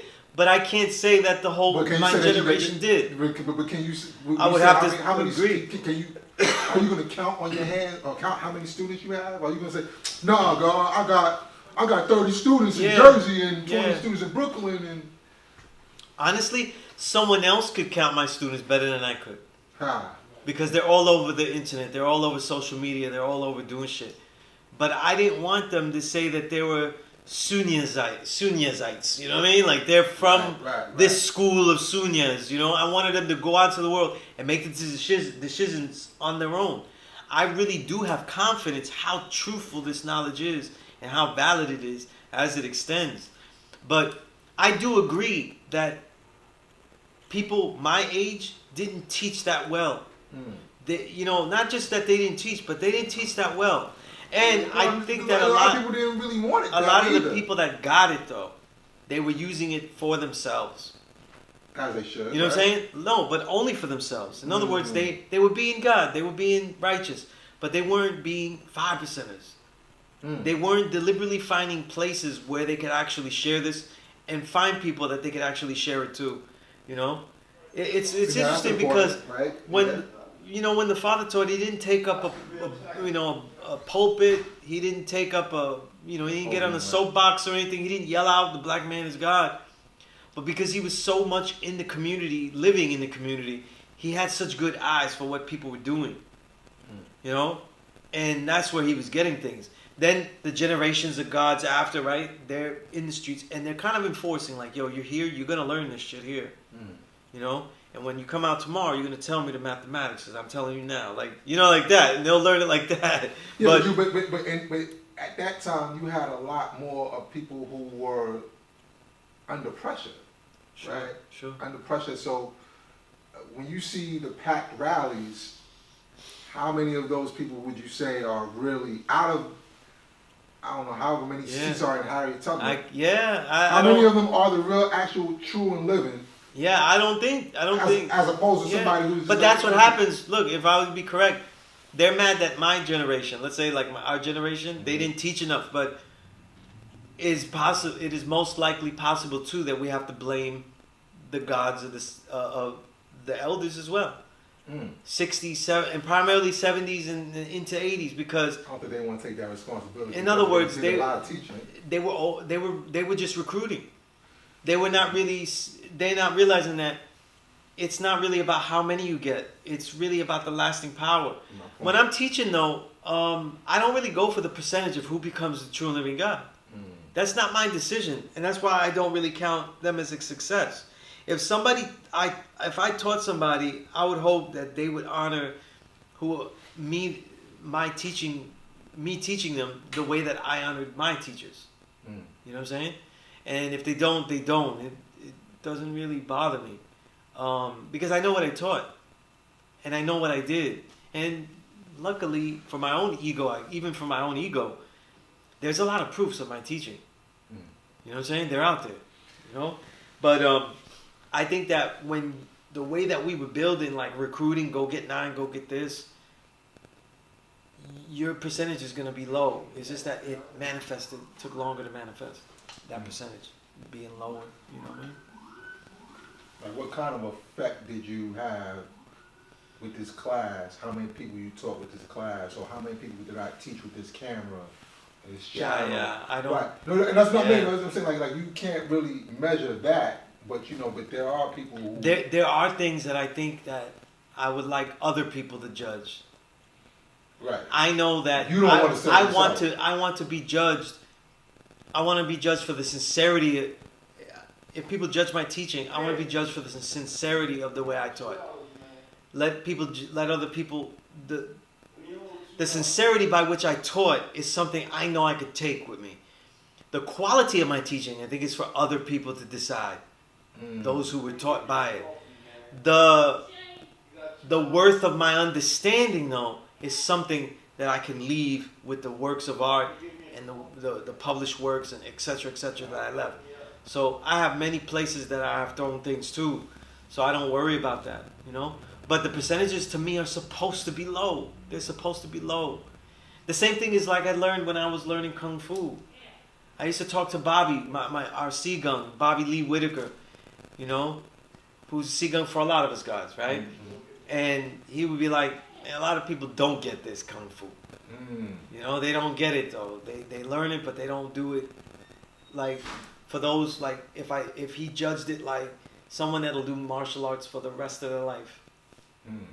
There's guys that got it though. They can fight on a cue with the shit that they learn. But we're talking about martial artists, that they did this as an art for their whole life. There's very few. You know what I'm saying? You know, I'm just happy that I'm one of them out of Bobby's lineage that is one of those. You know what I'm saying? But you get low percentages. You don't get those percentages like that. So how do you teach though? You teach by in these chances that I have to share. There are chances that you have to share. They're just more. The chances that you have to share, are you able to share everything that that particular person could use at that particular moment? And that's why when we build, we try to find more about them. The problem with recruiting is that we forgot to ask the child, the young man, what it is that they're about, what they think they are. I even tell them, I'm going to ask you questions, but I don't even know if I even bear witness that it's true. Because I'm going to ask you what you think you are. That's how deep the shit will go. You don't even know who you are. But I'm going to ask you who you think you are. Because who you think you are is going to be crucial to how I share with you. You know? But we don't. When you recruit, you tell them, listen. Oh wait, yeah, he's an Nazi. Listen, black man, you're the true and living God. Let me tell you why. You know what I mean? I don't know anything about you though. I don't know anything about you. Right. So I don't know how you teach. Let's say like, it wasn't you, Infinite. It was a Dominican guy. That's off the wall shit. You already know it's off the wall. Cause he's like, man, why is he even calling me black? You know what I'm saying? You know, so it's all different types of things, you know? Like, when you go, black man is God, the white man is devil, you tell, let's say, an Asian man that. He might be like, man, the white man ain't done nothing to me. Right? He might not have that personal. You gotta get specific with he that might not have person. that personal micro reality where he's going to go around saying, listen, I have to spend time studying to see why the devil was grafted.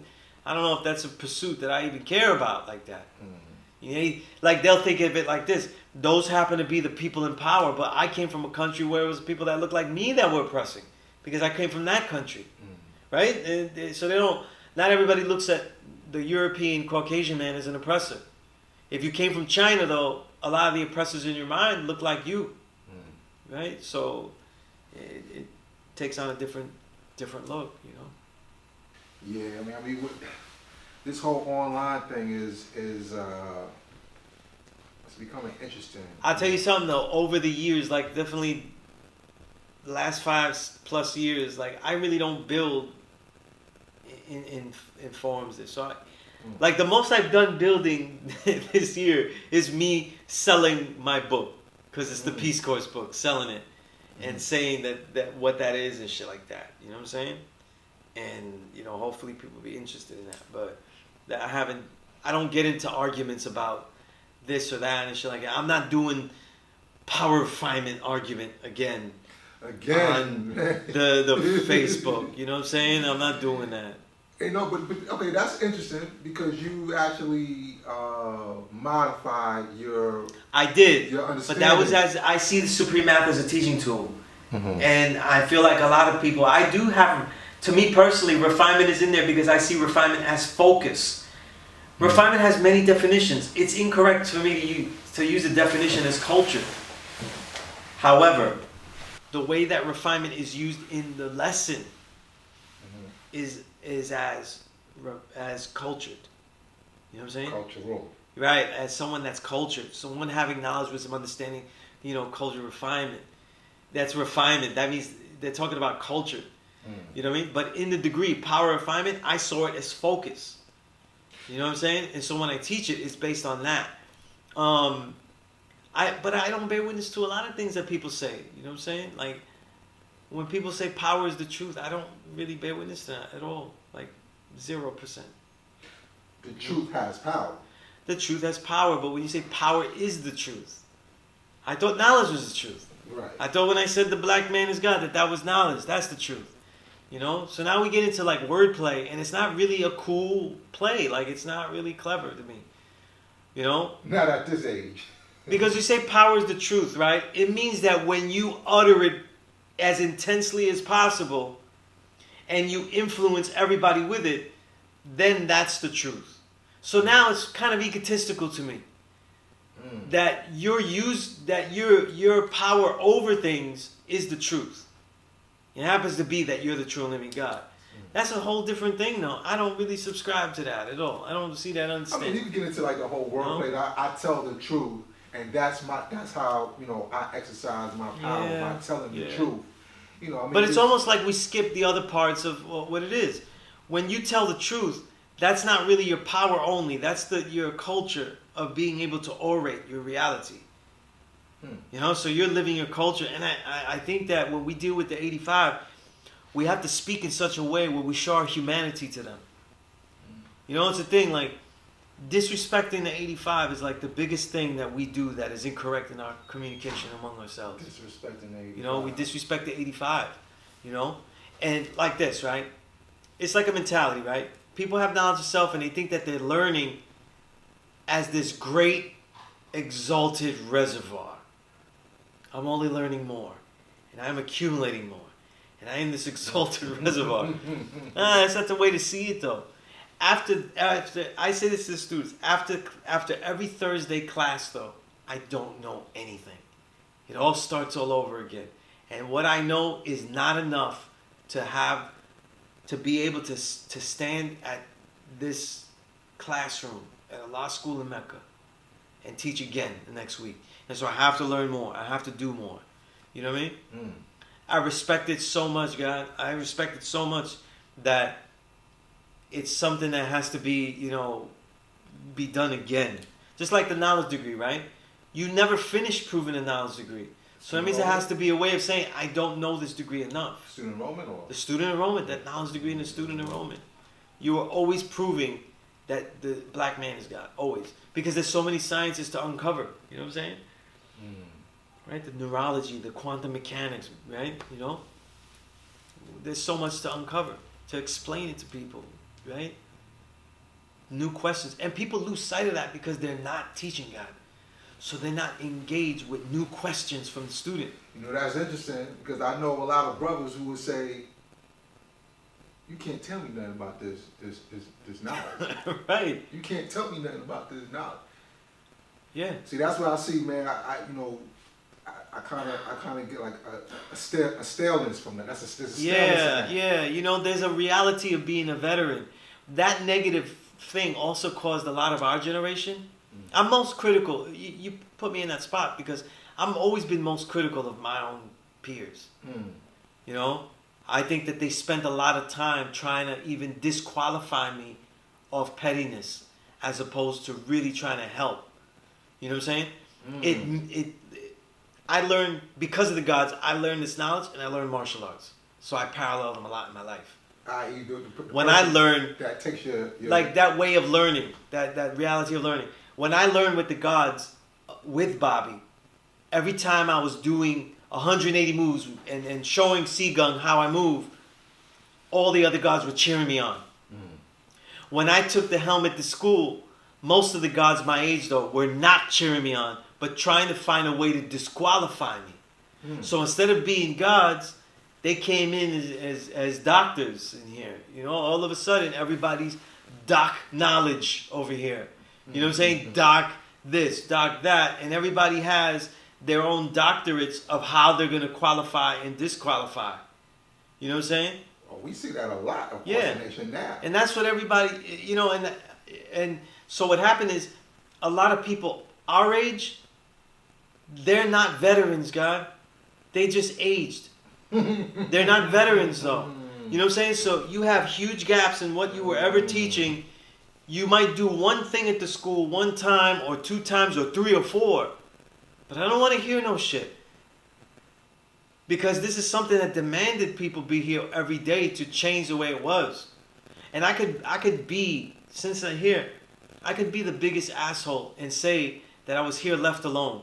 Because I spent whole years here as the only person here. With key, opening the door, and being my own security here. So I have the right to speak this way. You know? Where I taught at the edge of that door because I had to make sure, and I didn't want to lock out students, but, you know, idiots come in, you know what I'm saying? Like, and all kinds of stuff. And what do I do? You know what I'm saying? So, it's, So you basically where are the works? So, like, if people didn't teach, then where are the works of God to show and prove that you're the true and living God? And I don't see those from my peers all the time either. You know what I mean?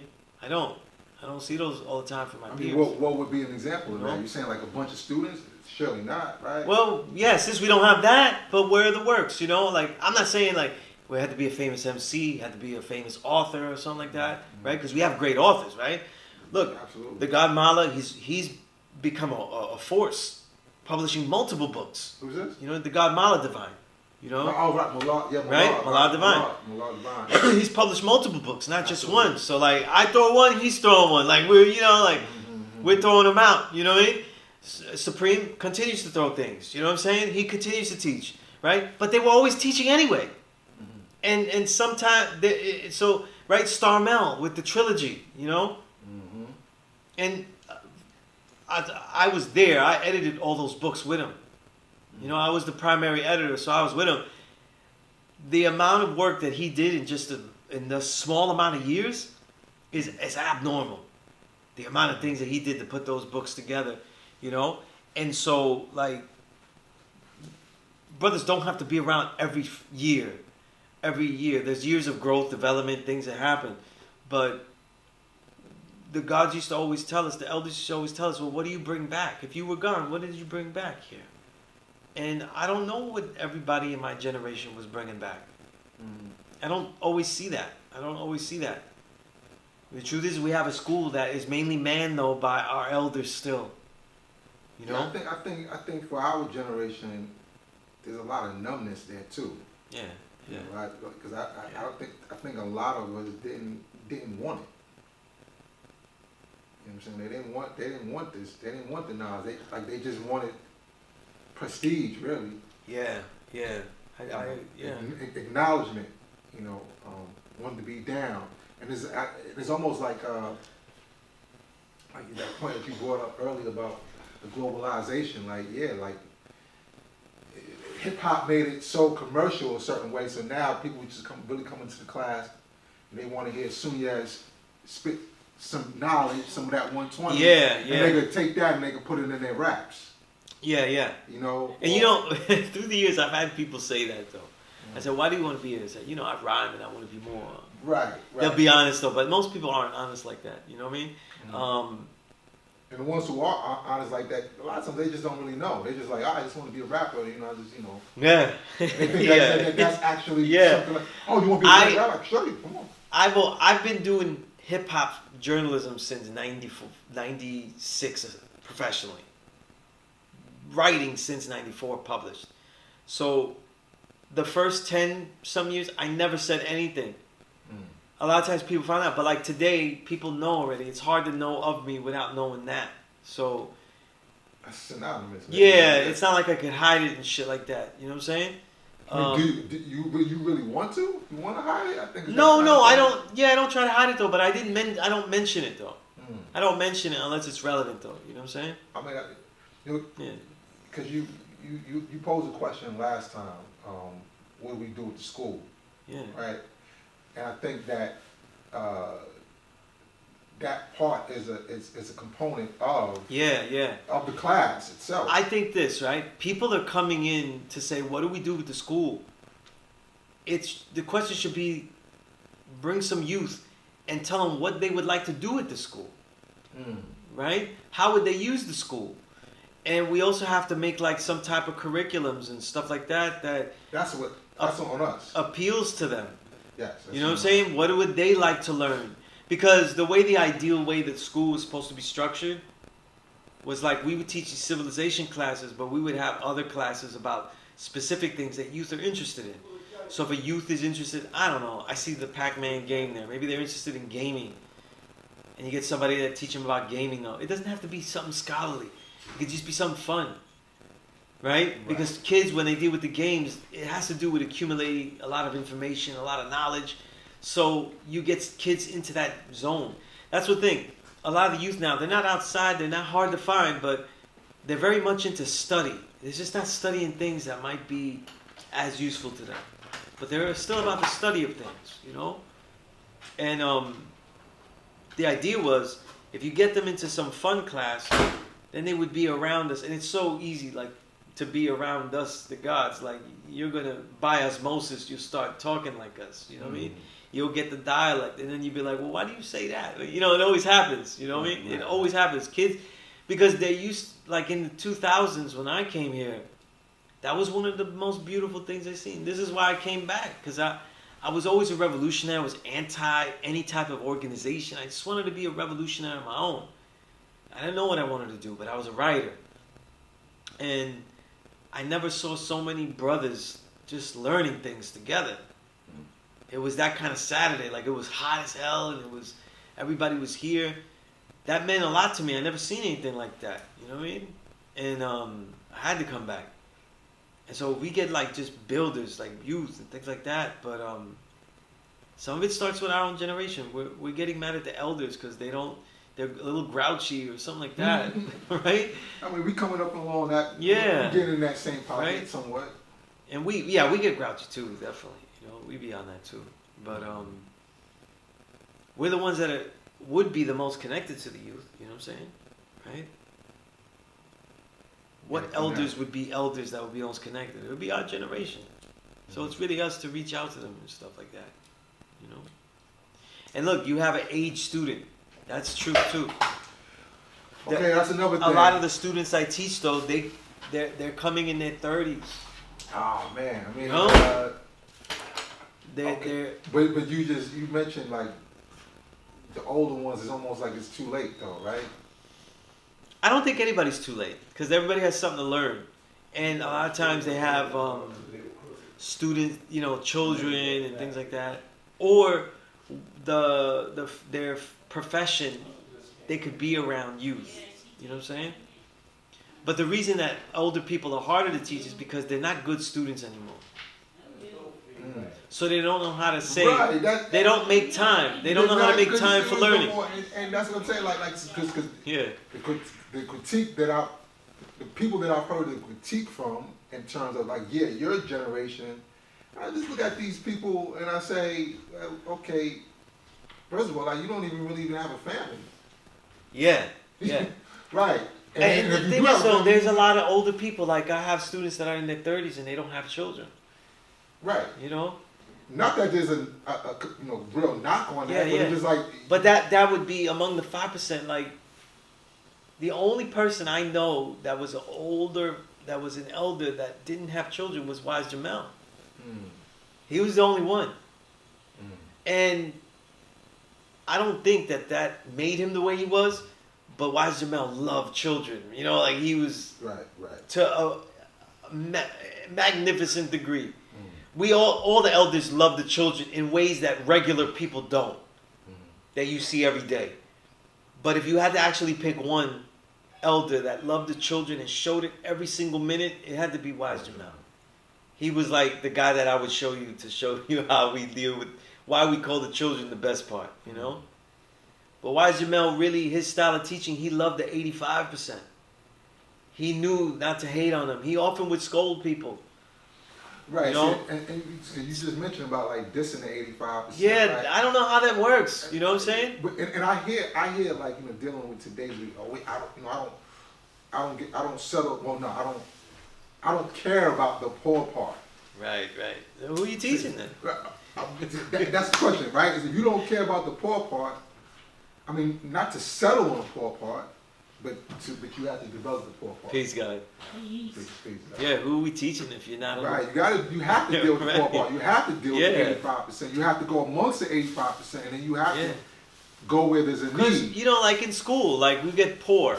That means that if you just work a little harder, you could shoot up and get satisfactory and excellent. But like, that's who you deal with. You deal with the poor, the poorest. You know what I mean? The poorest part. It's crazy how people have these mentalities. A lot of it is excuses, God, not to teach. Right, and God, that's what I say. Like, so if you're saying, because that's become a part of the vernacular. Like, I don't care about the poor part.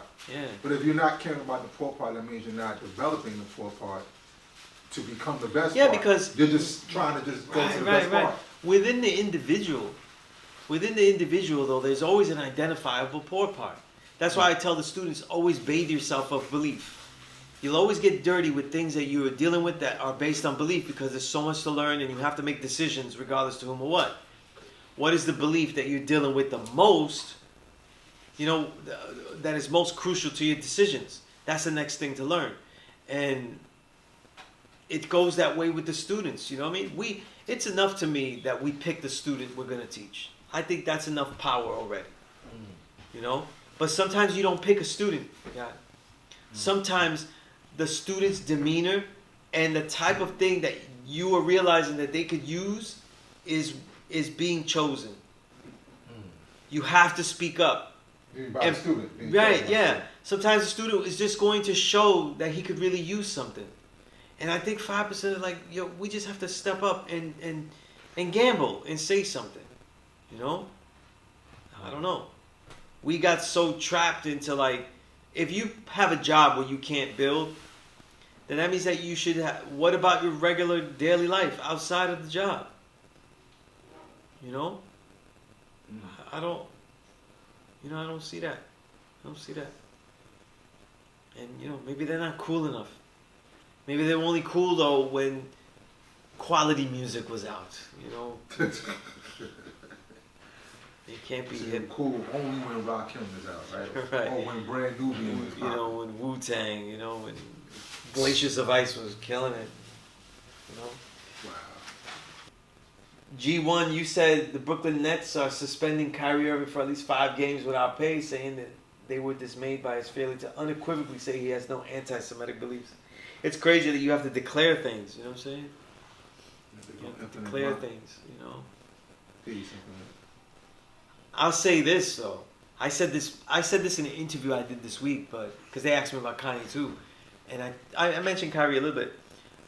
Anti-Semitism is really a study in etymology. You know, when we talk about Semites, you know, we know that they go Semites, they go back to ancient times and shit and say the Semites were black. That's what the word means. Yeah, right. Etymology has changed. They've changed the definition. You know what I'm saying? They changed the definition. Anti-Semite means that you're doing anti these ethnic whites. They have changed the definition. So that's what we mean by that. You know? That's interesting because I was studying the word Gentile, right? And Gentile, you know, at one time it just meant like a person that's outside the law, right? And then you're doing the study of law, right? So outside the law. But then now it just means that you're not Jewish, but law would just means like, okay, you know, you know how to build a home, you know how to eat the right food, you know how to, you know, be civilized and whatnot, and you know, people that the Gentiles are people who were just like, wow, I'm just gonna do whatever the fuck I want to do. You know what I'm saying?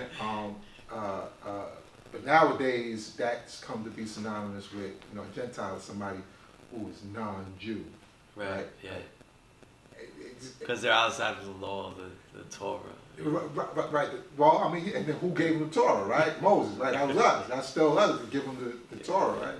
Or to give them the law, give them the law, yeah. The way to live, the way to be civilized in the world, and you know, don't eat this, don't do this, don't say that, don't do that, you know. But yeah, things do change. So now, these words it just mean. It's yeah, I like it. You know, we'll argue about the word, but you know, we know how they're using it.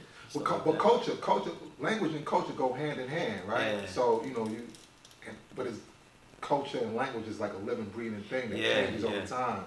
So see, but you know, when we talk about like the devil getting the wrongdoers, that Kyrie thing really sounds like that, you know, because they can't suspend Kyrie for sharing a product that's being sold. That is sold by everybody because you set a precedent.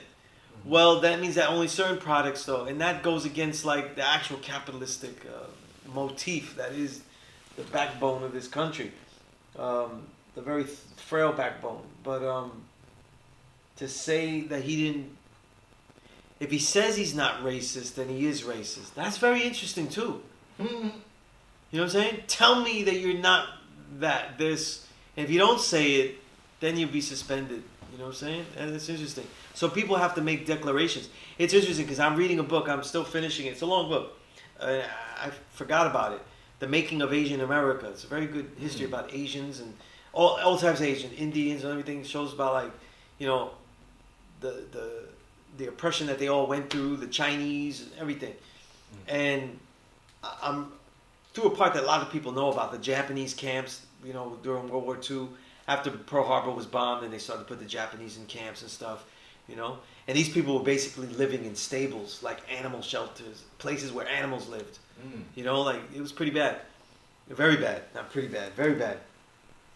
You know, and what was interesting is that near the end of that, they actually had decrees where they would go to all of the Japanese that were in these internment camps and they would make them declare that they were not for the Japanese crown. You see, so like this thing is not new. This idea of America making you declare that you are not for something. It's a negative confirmation or a negative affirmation you have to give, which is very interesting. You know what I'm saying? Very interesting. You know? Somebody asked me that though. I was going to tell them pro-righteousness and anti-devilishment. Right. You know, because the real thing to say is like they changed the meaning of anti-Semite, so it's not even a real definition. You know, so I wouldn't have to answer to that. You know, also too, it's incorrect to talk about the Jews as one group. We're talking about the people that have claimed it from Israel, which is a new country and a new claim. But the Jews go around for a whole bunch of other places and stuff. You know, so, but you know who's defending it? It's one particular So you listen to Farrakhan, when you talk about the synagogue of Satan. It's particular Jews. It's particular Jews. The And look, Zionists. any people that have a business empire are going to conspire. That's what a business plan is in capitalist America. It is a conspiracy. It's a conspiracy to continue something that benefits you and usually does not benefit everybody else. And it drastically, the profit balance is drastically imbalanced. That's a conspiracy, you know? That's what that means, you know? But, yeah. So there is a conspiracy. It's just Absolutely. I it's just not, think that... it's just not the way they're Yeah. commercializing it. Yeah, because I think all of the empires in business are collections of conspiratorial actions, you know? Right? So, the whole Wall Street itself is all conspiratorial. There's not real valuations of money. These are all trends that they're trending themselves. There's nothing real. You destroy Wall Street, you destroy the whole thing, you get rid of the whole thing. It doesn't really mess up things, you know? It messes up how they value things. But they're deciding what is to be valued. It is the measure of how they decide to value things. That's what makes capitalism such a devilish system. It isn't that you just collect your asset and keep the asset. That's the beginning of it. Take these slaves, take their resources from the countries that they come from, right? That's what that's the British Empire. That's mainly what they did. Because after a while, you know, even after slavery, that's what they did. They colonized India, they colonized Africa, right? The resources, the capital, right? But after you do that, what do you do next? You know what I'm saying? You value it. You know? You mine it, you value it. That's what you do. And that seems to be something that we are lost at. Yeah. We're lost on that. Because we don't, you know, like, that's why, you know what's interesting? It goes back to things. That's why, like, you know, people don't always like it though, but I think that's the freedom that they have. Like, the first people that were really valuing their projects really high, like, remember when Nipsey Hussle did it, Mac Hami, Estinak, and them. I mentioned them too, Estinak and Code 9, Al Divino. They got to get mentioned in that because they did it to even more exorbitant amounts and more consistently. You know, so they would throw on a humble bunch of records, but this one is $777. You know, how do you do it? This one's $2,000. And yo, some of the Al Divino projects, they would be like 5 songs. Each one is like 2 minutes. Like, and that shit is gonna cost you like $300. You know what I mean? And they were, that's a dope way of doing things. Yeah. You know what I mean? You know? But people were buying it though. And when people got the vinyl that they were selling though, they were selling it for way more. Right. So they were reselling their vinyl anyway. You know, but this is like the only time that we have like the power to. No, I don't like it. I don't want a record that costs that much. I wouldn't buy a record that costs that much. And I don't like it, but it's a way of putting value on their stuff. We never had that chance to do that. You know, how much as a collective people? No, we don't. We don't get to put a value on our work. You know, what is it? What does it cost? What do our products cost? What do they cost for us? It's always in relation to the market. You know what I'm saying? You make your own shampoo, your own oils or whatever. You still kind of keep it to the market of what's there. You know what I'm saying? You know? Let me ask you, God, what do you think? Do you think that rap is the most dangerous profession nowadays? I think in the pop realm, yeah. In the pop realm. Yeah. That's something to, you know. I liken it to sports, right? You know how like in, you know, coming up in the sports, they would say that veterans would hang with the rookies. We only know that they haze them and they do shit, but they would hang with them. They show them how to be, how to do things, shit like that. It happened in all the sports: baseball, basketball, football, right?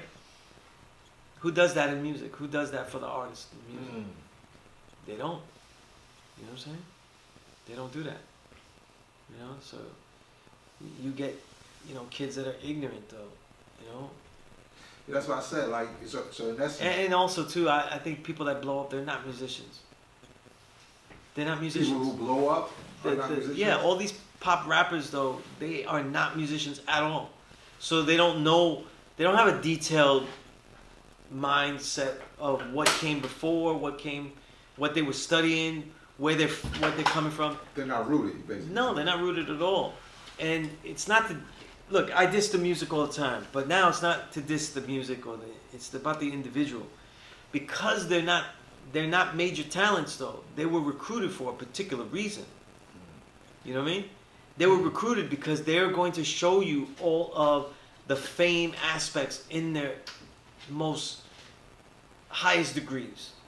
And that's what I mean. It's been weaponized. You know what I'm saying? Yeah. So people it is funding that. kind of weaponized by themselves, because for years our people already figured out what they would have to do to get a record deal. You know what I'm saying? Okay, peace, Sunez. Peace, God. See y'all when I see ya. Peace out, T. You said, I haven't been here for a while. Peace said, for the way I see it. What is your power? My power is the truth. If you put it that way, that makes sense. That makes sense, though. But, you know, again, when you say your power is the truth, that means that you're going out there and using the truth as a weapon. It doesn't mean that necessarily. Like, That's how it gets conveyed. That's how it gets conveyed to me. That's how I see it. If your power is the truth, that means that it's going to go against something. It's a force. That's what power is. It's a force. You know what I mean?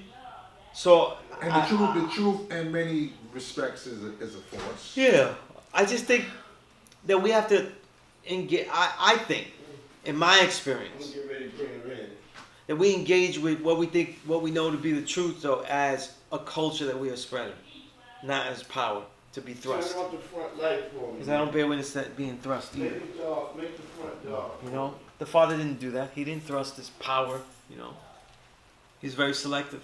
You know, so that's why it's the mentality. It's the mentality by which you go out, and that's really what you know. G, when you said media is a powerful entity because it shapes the way so many people think and act, the people who own and control the media outlets obviously know and understand this. Can you speak on it? Listen, I'm in media, and I speak on it all the time. Come on, baby. Many of the things that people talk about with the media, as far as like what narratives people take, you know, they have that responsibility. You know? Like I said, look, the two narratives I mentioned, the COVID vaccines, right? That was a narrative. They had no actual proof. Zero proof. The studies they did were inconclusive. They were altered. You know, in all of these studies for the COVID vaccines, when they did their test, the placebo group was given the vaccine. So after a certain amount of time, the actual study is ruined because they actually gave the vaccine to the placebo group. That way now you couldn't really tell the difference over time. The right amount of time that you need, which is years, you know, not like a month or two, you know. But the media controlled that narrative, and they kept saying, you know, like I said, my you know, in my household, my father's always listening to MSNBC, so I hear what they say, you know, and they were sounding more fascist than Fox. They were like, if you don't get this thing, though, you're evil. You need to be locked up. You need to have everything taken away from you. This is what they were saying. And I'm you know, and I'm like, damn, they listening to this in my household, and I'm here, like, so I should be locked up. You know what I'm saying? Shit, I'm the healthiest one here. See, that's you know, see, people don't look at that. No, it's completely. I got laughed at when I said the immune system is all I need. You know, I had COVID. Had COVID for one day. An intense up and down fever, which was a real problem. Going up and down. It was up and down. I'd overheat myself, break it, then I would get chills again. You know, like it was going up and down. So, but after that next day, I was worn out from everything, but I was actually okay. So you took the test twice, or you? No, no. But I'm saying my actual sickness. Oh, right. Yeah, right. I kept testing positive that whole week. Oh, wow. Yeah. So the symptoms, I only had like sickness for a day. It was 2 days to recover after that. It was the weekend, so I just I'm not going to train. And I couldn't train anybody anyway because I don't want to give anybody anything. And by Monday, I was already back training, you know. But I kept testing positive, even I was getting better, you know. But remember, that not meant anything because they didn't tell you that the PCR test is not a diagnostic tool. The guy that made up the PCR test, right? I'm forgetting his name. I wrote about it in the 5% Media. He actually won the Nobel Prize for the PCR test. But the PCR test is a tool to see the collection of viruses that are in certain parts of the body that are accumulated. But the more you magnify, which is the cycles that a test has, the more you magnify those cycles, the more that you get dead remnants. And you cannot tell, because it's not diagnostic, you couldn't tell the dead or the living. The cycles that they were doing these PCR tests were so high, you were going to get positives no matter what. You know? You're going to get positives no matter what. So it wasn't even diagnostic. It's interesting that after the vaccines are out, then they give you the different test, the antigen test. Right? Then they gave that. So it's all slick. But the media controls things. I had the argument too, like, hip hop, Smith and Wesson, they had to yell at Bigger on the Matt Hoffa podcast because he was calling them traitors, that they felt like traitors. Yeah, all of that is narrative. All of that is narrative back then. It was all narrative. And no, I did not have a street viewpoint from it. I was there inside the magazines. I saw what they was doing. I saw what they was writing, you know? And I was like, that's not the way you write that. I wouldn't write it that way. You know what I mean? But if the media said, well, Tupac's so anti, why is he doing all this stuff with Boot Camp Clique? Why is he doing stuff with Nice and Smooth? Why is he with these guys and East Coast guys? He doesn't sound so anti-East Coast to me. You know what I'm saying? Then it becomes a thing where like he just hates them. It's really just hating what Bad Boy was doing and what he thought Biggie did to him. Right. You know? Or what Biggie didn't do for him. It was really more like Biggie didn't do something for him. You know? He just... Right? Because Biggie didn't do anything to him. He technically didn't do anything. Biggie was actually telling him, like, those guys aren't the ones. Because Tupac's problem was that he was naive. And he was idealistic. Not seeing himself as a cash cow in the street. He thought he was going to collect the revolutionaries. But the difference between him and the father, out of many, nobody looked at the father like, oh, if I hang around with him, I'll be rich. Right. Nobody looked at him like that. They also knew that he had people to defend him. He was well protected. All of those things you couldn't say about Tupac. You know what I'm saying? He could be manipulated. He could be bloodsucked. You know? And so the streets, you know, they were manipulating him. Though. Yeah, that revolutionary shit, whatever, you know. Come from someone who loves Tupac. Yeah, I do. I think he's amazing. You know? And I think he's GOAT candidate. Absolutely. You know? For all the reasons I would put him as a GOAT candidate are reasons that other GOAT candidates don't even have. You see? Such as? Songwriting. You know what I'm saying? You know, there's only a few that really write songs, like actual songs. You know?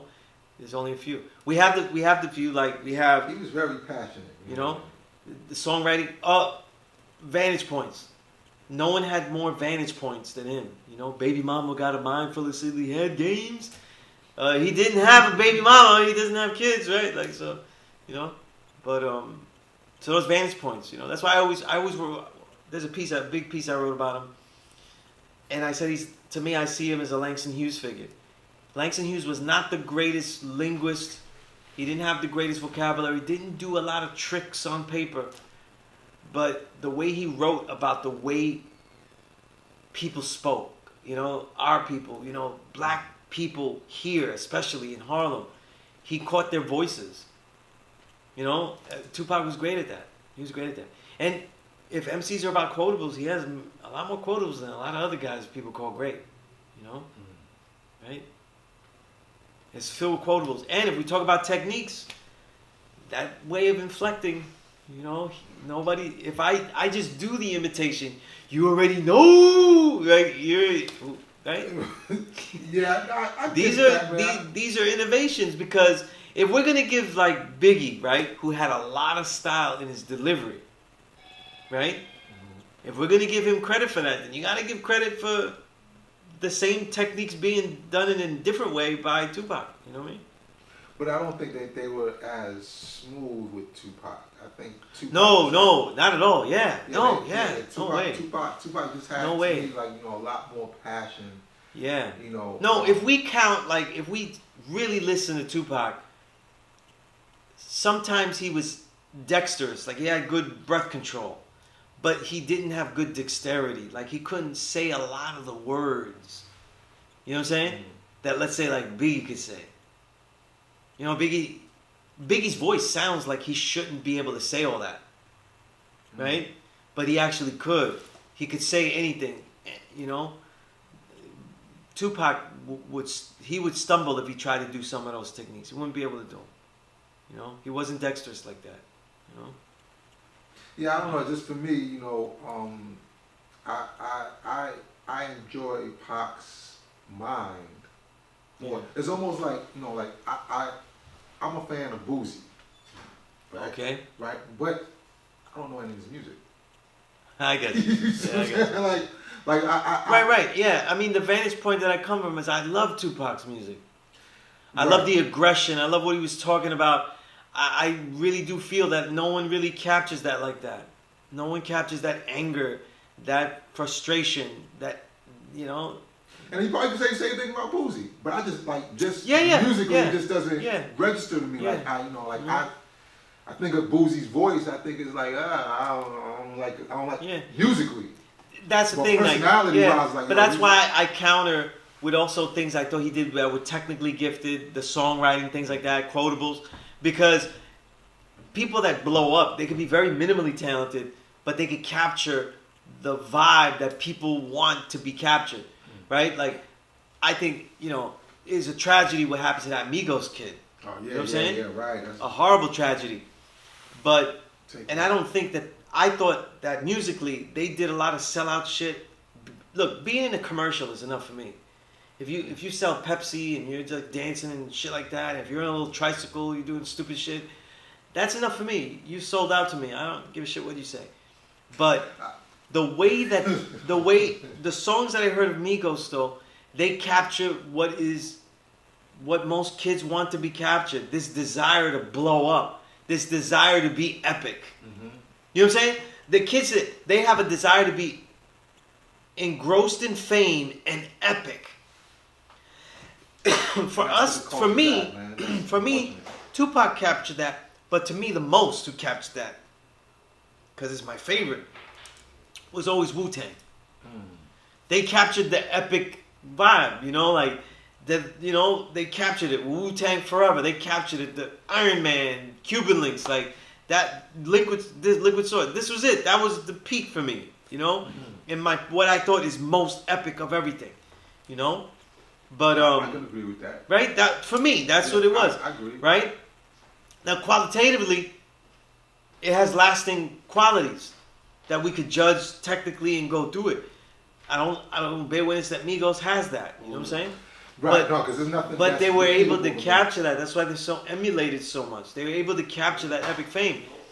But it also shows you that there's a lot of frivolity in what the youth want. There's a frivolity in what they want out of things, you know? Revolution or fighting oppression, it doesn't get embedded in there too much, you know? That's why you only hear one guy mentioned, Kendrick Lamar. Because he kind of makes a more poppier sound or poppier vibe and captures that. You know, he captures that, you know? Even though I think his skills are very minimal compared to the best of this era, you know? He's only scoring like 15 points compared to 30-point scores today. but he captures that pop vibe, that pop epic vibe a lot of times, you know. But that's where the culture is at though. Like now, Unfortunately, yeah. Yeah, unfortunately, right? Because you just mentioned about like selling commercials is ill. Like in the early years, it was frowned upon to sell Pepsi or McDonald's with your music. Yeah. But now Like they sponsor it. when they did Sprite, remember AZ, Nas, and all that, Right, Grand right. Poobah and all that. They only could get across. I think CL Smooth did too. They only could come across well because they had to do like some ill song. Like AZ and Nas had to be on the stoop, and they had to be doing it. They had to do actual hip hop. Authentic. They had to be. They had to do actual hip hop. But they kind of commercialized. Right. But so it became more like we're promoting this commercial product, but we're doing it by showing you what hip hop looks like. So then it became, all right, at least it was really dope. Whereas when you see like these guys, when you see Migos in the commercials, it has a buffoonery component. It has a coon component to it. You know? Okay. Yes. No matter what, it does. It has a clowning component, all of that. Peace, God. Not to cut your wisdom, right? Peace, I God. used to be Sadat X's barber when I had my unisex salon up down in the 32nd and 7th Avenue. I was his barber. Every week he came and got a bald head from me. That's peace, I'm God. talking about Sadat X. Right, yeah. That's when Jamal had the dreads. Yeah. Oh, that's bad. That's gotta be. Going That's back to 94. like 92, 93. 92, yeah. Yeah, G, I don't know, man, but that seems like is that part of the globalization of hip hop though now? Yeah, I think so. Yeah, that's what people want to see. And I said, like, I blame the artist more than ever before. You know, like my thing that always became a criticism was that when Diddy commercialized and ruined a lot of hip hop. For example, quick example. Pop A side, hardcore B side. That's his innovation, and it dilutes everything. But no one blamed Biggie for that. You know what I'm saying? And I don't know if you could find any other hardcore pop A side, hardcore B side. In a time where you didn't get any pop A side at all. You know what I'm saying? Where you didn't sample Isley Brothers Between the Sheets without any kind of work on it, and then rhyme over it. You didn't do that. That was not done. That was considered. Right. I mean, that was when he did that. That was considered. You do not do that. People judge that song by today. They forget what it was like when that song was released. You know. Yeah, I mean, at the time, I thought that the hip hop producers it was too fast. Like you could have waited like another 10, 20 years to sample that song, right? Right, because it was 1983. Yeah. Right. Yeah. This is 1990. Yeah. And the actual album has the instrumental, so you didn't even have to take it from. You know what I'm saying? Like, you basically are just using a pipe pop, an instrumental. But that's why, like, look, Mary J. Blige's "My Life" is also in there too. You know, as far as which is a classic, but it has that popping, the easy samples, the dilution of the sample game. This is important. That's important. Dilution of the sample game, pop A side, hardcore B side. I had no idea that those pop songs were on there. I was disappointed because the first songs I ever heard from Biggie were on Stretch and Bob, and I was waiting for more like Machine Gun Funk, and I was like, what is this doing here? You know?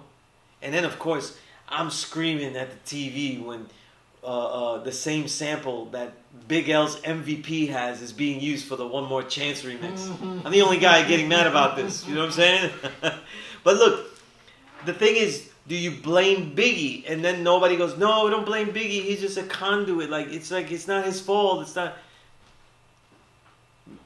I don't know if I'm okay with that. But today, once you get the 2000s, I blame every single artist for the coonery that they do. Every single last one of them. Whether it's Bobby Shmurda, whether it's Tekashi 6ix9ine. I blame all of them for whatever sellout music they make, whatever commercialism, whatever imagery of buffoonery they make. I blame them completely. I don't give them the young card. I don't give any card. Well, hold on, God. But, None. But this is the same. Like trying to beat the system. That's the whole thing, and it just seems like that idea or that concept of beating the system has been turned on its head now, and now these things. Because it's going with the system. Okay, they're going with the system. They're not being the system. Well, because that's what they want. Big bank takes little bank. Look, you saw when Bobby Shmurda, they was like, oh, he was dancing on the table for the executives. Yeah, that was. That's crazy. what they want you to do. People are getting mad. That's only because they filmed it. I was in those rooms. I've seen that. You've seen that happen. I've seen that happen. Yeah, I've seen people yeah. change their entire demo style because they see that executive walk in the room and they're like, this is what they're going to like. I'm going to do this. I was in rooms where they looked through magazines and picked out what they would like to look at. That had nothing to do with what they are. You know? So it's like, nah.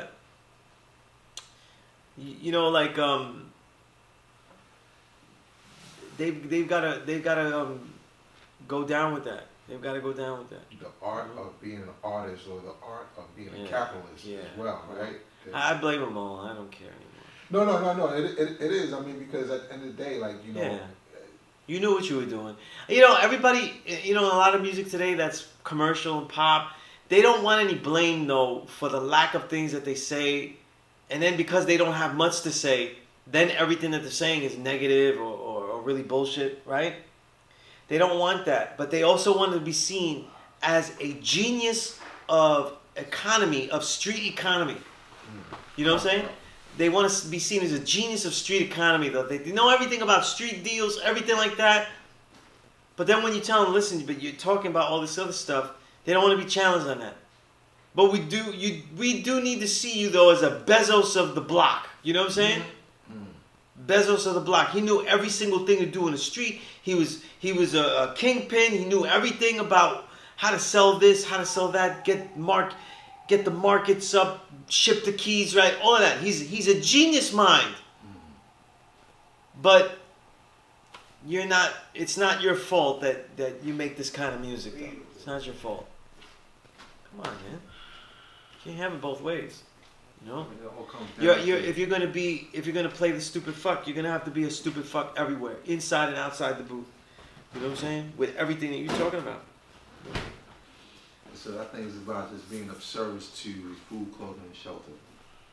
Being a slave is slave wants to serve as a food, clothing, absolutely, and absolutely. In the day, You know? man, you know. And you know, with that whole thing, I'm not saying that rappers that are pop are dying because they're pop.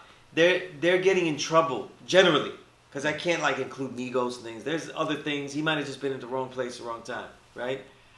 But because of the lifestyle, you're in the wrong place at the wrong time. Sorry, but dice games are wrong place, wrong time. There is no right time to have an illegal gambling dice game. Sorry to say for everybody that wants to do it and say, hey, I'm street, I do shit. Everything you do in the street that is illegal or that is exchanging money is never the right time. It is always could be the wrong time.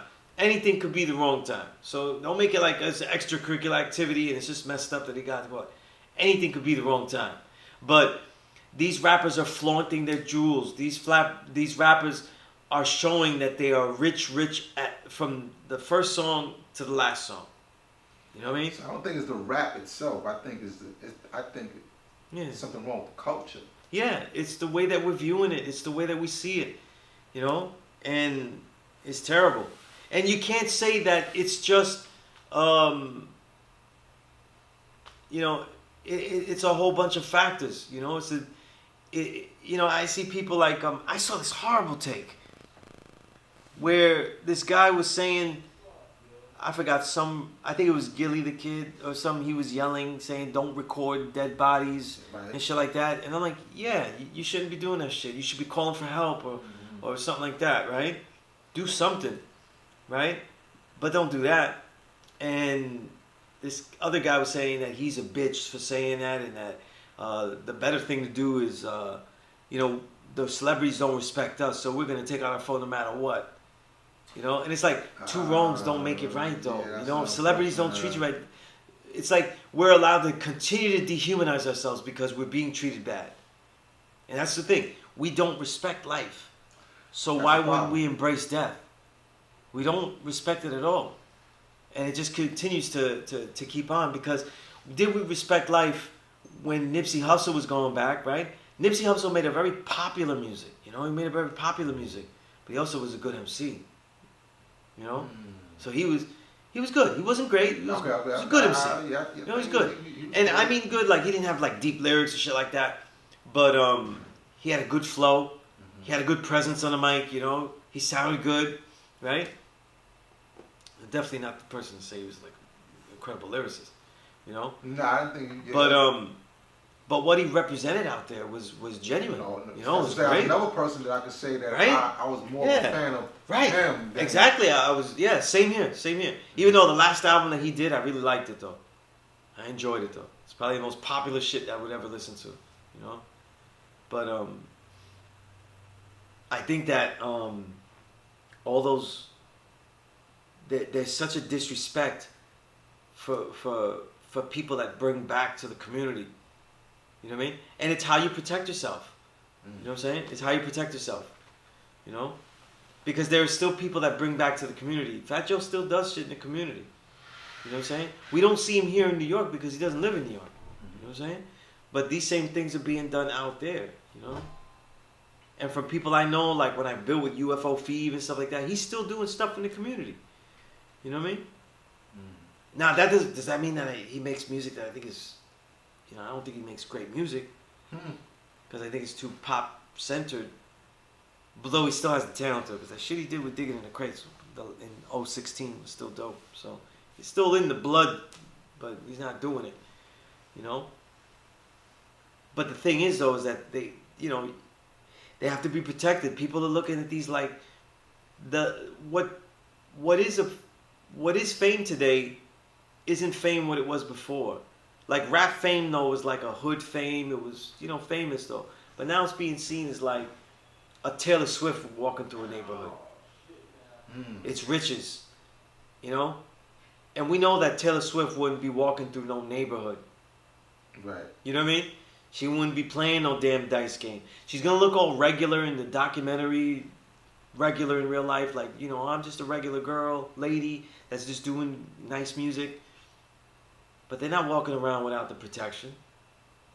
You know? And these rappers are going to flaunt tons of things. You are not welcome in the hood. Yeah, right. That's a fact. The mindset is You're not, because better than you. That's if they could take that, they're going to take it. Yeah. And no matter what, it's looking down on the people.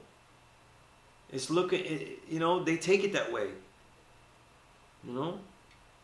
It's so funny, guy, because that's what the these rappers, though, they're not really rich. They're not really rich. You know? They're not really rich, you know? They don't have much wealth, investment wealth. You know? They have a lot of stuff, but they don't really have that investment wealth. I mean, is it? Have you heard that these record execs are taking insurance policies out on these rappers? I heard that. I don't know if that's true. I've heard that. I wouldn't be surprised. I wonder how true that is. You know, I thought that the more humane way to go would have been for record labels to at least sign good kids like Drake. And you know, like you don't. Realize that you can't find Drake. It's hard. It's hard to mold people like that because people. The problem is that Drake is a rarity in pop rap because he's not really violent and shit like that. So he's still an anomaly of crap, I think, but still an anomaly. But yeah, just in case, you know, like just in case, you know, low grade. Let's go low grade music. Low grade music. Yeah, right? some you know, low grade music. Overall, yeah. You went. I mean, he has some stuff here. All the stuff that Kanye said about stuff, and I still think his most extreme, stupid comment is saying that Drake is the greatest rapper ever. That's crazier than anything I heard, though. Still, number one. But and Kanye just be. But the thing is, though, is that like, yo, it is still exotic though to sell our death. You know, it's still exotic to sell Black Death. Goodness, man. It's still exotic though. They love it. You know, look, even the quality shows like Snowfall and things like that, right? Why are people watching Snowfall? Is it because it has great acting? The truth is, most people are tuning in because it's got death, it's got destruction. You know what I mean? Look at 50 Cent and all the power variations, the 1,000,001 variations. Yeah. Are they saying it because it's got Oscar-worthy acting? Maybe there's some great actors being thrown in there. Kids, Actors, young but kids not that are acting. developing, that are going to be great. But really, for the most part, what do you want to see? You want to see grimy hood shit and violence, you know? So, our violence has been exotified, you know? Look, there's no Latino shows. And I don't see Mexicans having a show, but the really quality one is the one that's most violent, though. You know, the one with the forget the name, the biker club. You know, the Mexican biker club. Wait, don't they? Didn't they just? I just saw an advertisement. Lopez and Lopez. That one is a comedy, though. But that one's Is it a comedy? It's a comedy, yeah. I get the name though. Yeah, well, I could see that. That's Mayans MC. That's the name of the program. Mayans MC. Mayan Motorcycle Club. Mayans Motorcycle Club. It's a good program. But sometimes I get tired of seeing just the violence, you know, like we don't really have anything else, you know what I mean? Right? Unless you count like all of the generic black romantic comedies they always make, you know what I mean? Right? That field too. No, but it's far and few between, you know. But when it comes to music and hip hop, they love selling Black Death and black flaunting. That's also a big thing. You know what I'm talking about? That's why I said it's been weaponized. When you see Migos, you're not thinking like, oh, these are killers in the mic. They're talking about killing. No, but the flaunting. That's really all their main theme. Forget the lyrics. That's their theme. That's their theme. That's their main theme. And all of these rappers, their main theme is like, yo, I got it. I had it before I rapped, and I rap about that I had it already. I'm rich before. You know, they make you think that they were just rich entities that chose to rap. You know what I mean? It's totally fantastical. Absolutely. It's completely fantastical. And yeah. Listen, it's funny that the rappers in our era, like, people, it is the difference. It is absolute difference. Because rappers in our era, they were getting their chain snatched all the time. And then they were getting it back. So it was like a manipulation. Say, you know, just in case, keep your head on straight because you're not really that guy like that when you're here, right? But they didn't shoot LL because he had a chain. They didn't, you know, when they stole people's chains, they didn't kill him. You know what I'm saying? Right?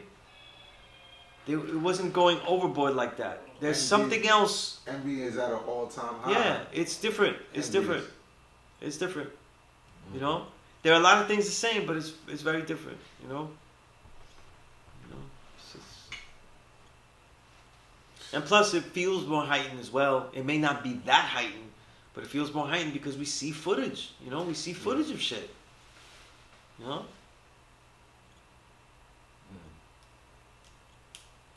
Are they being targeted or not? Like, yo, it's hard to say if people are being targeted because these are all young kids doing dumb stuff. Doing young kid shit. Yeah, they're in the wrong places at the wrong times at all times. The probabilities of them getting hurt are so high, you know? And their music hasn't shown an acumen to stay away from things, right? So what do we use as a judge here, you know? If Mecca did this.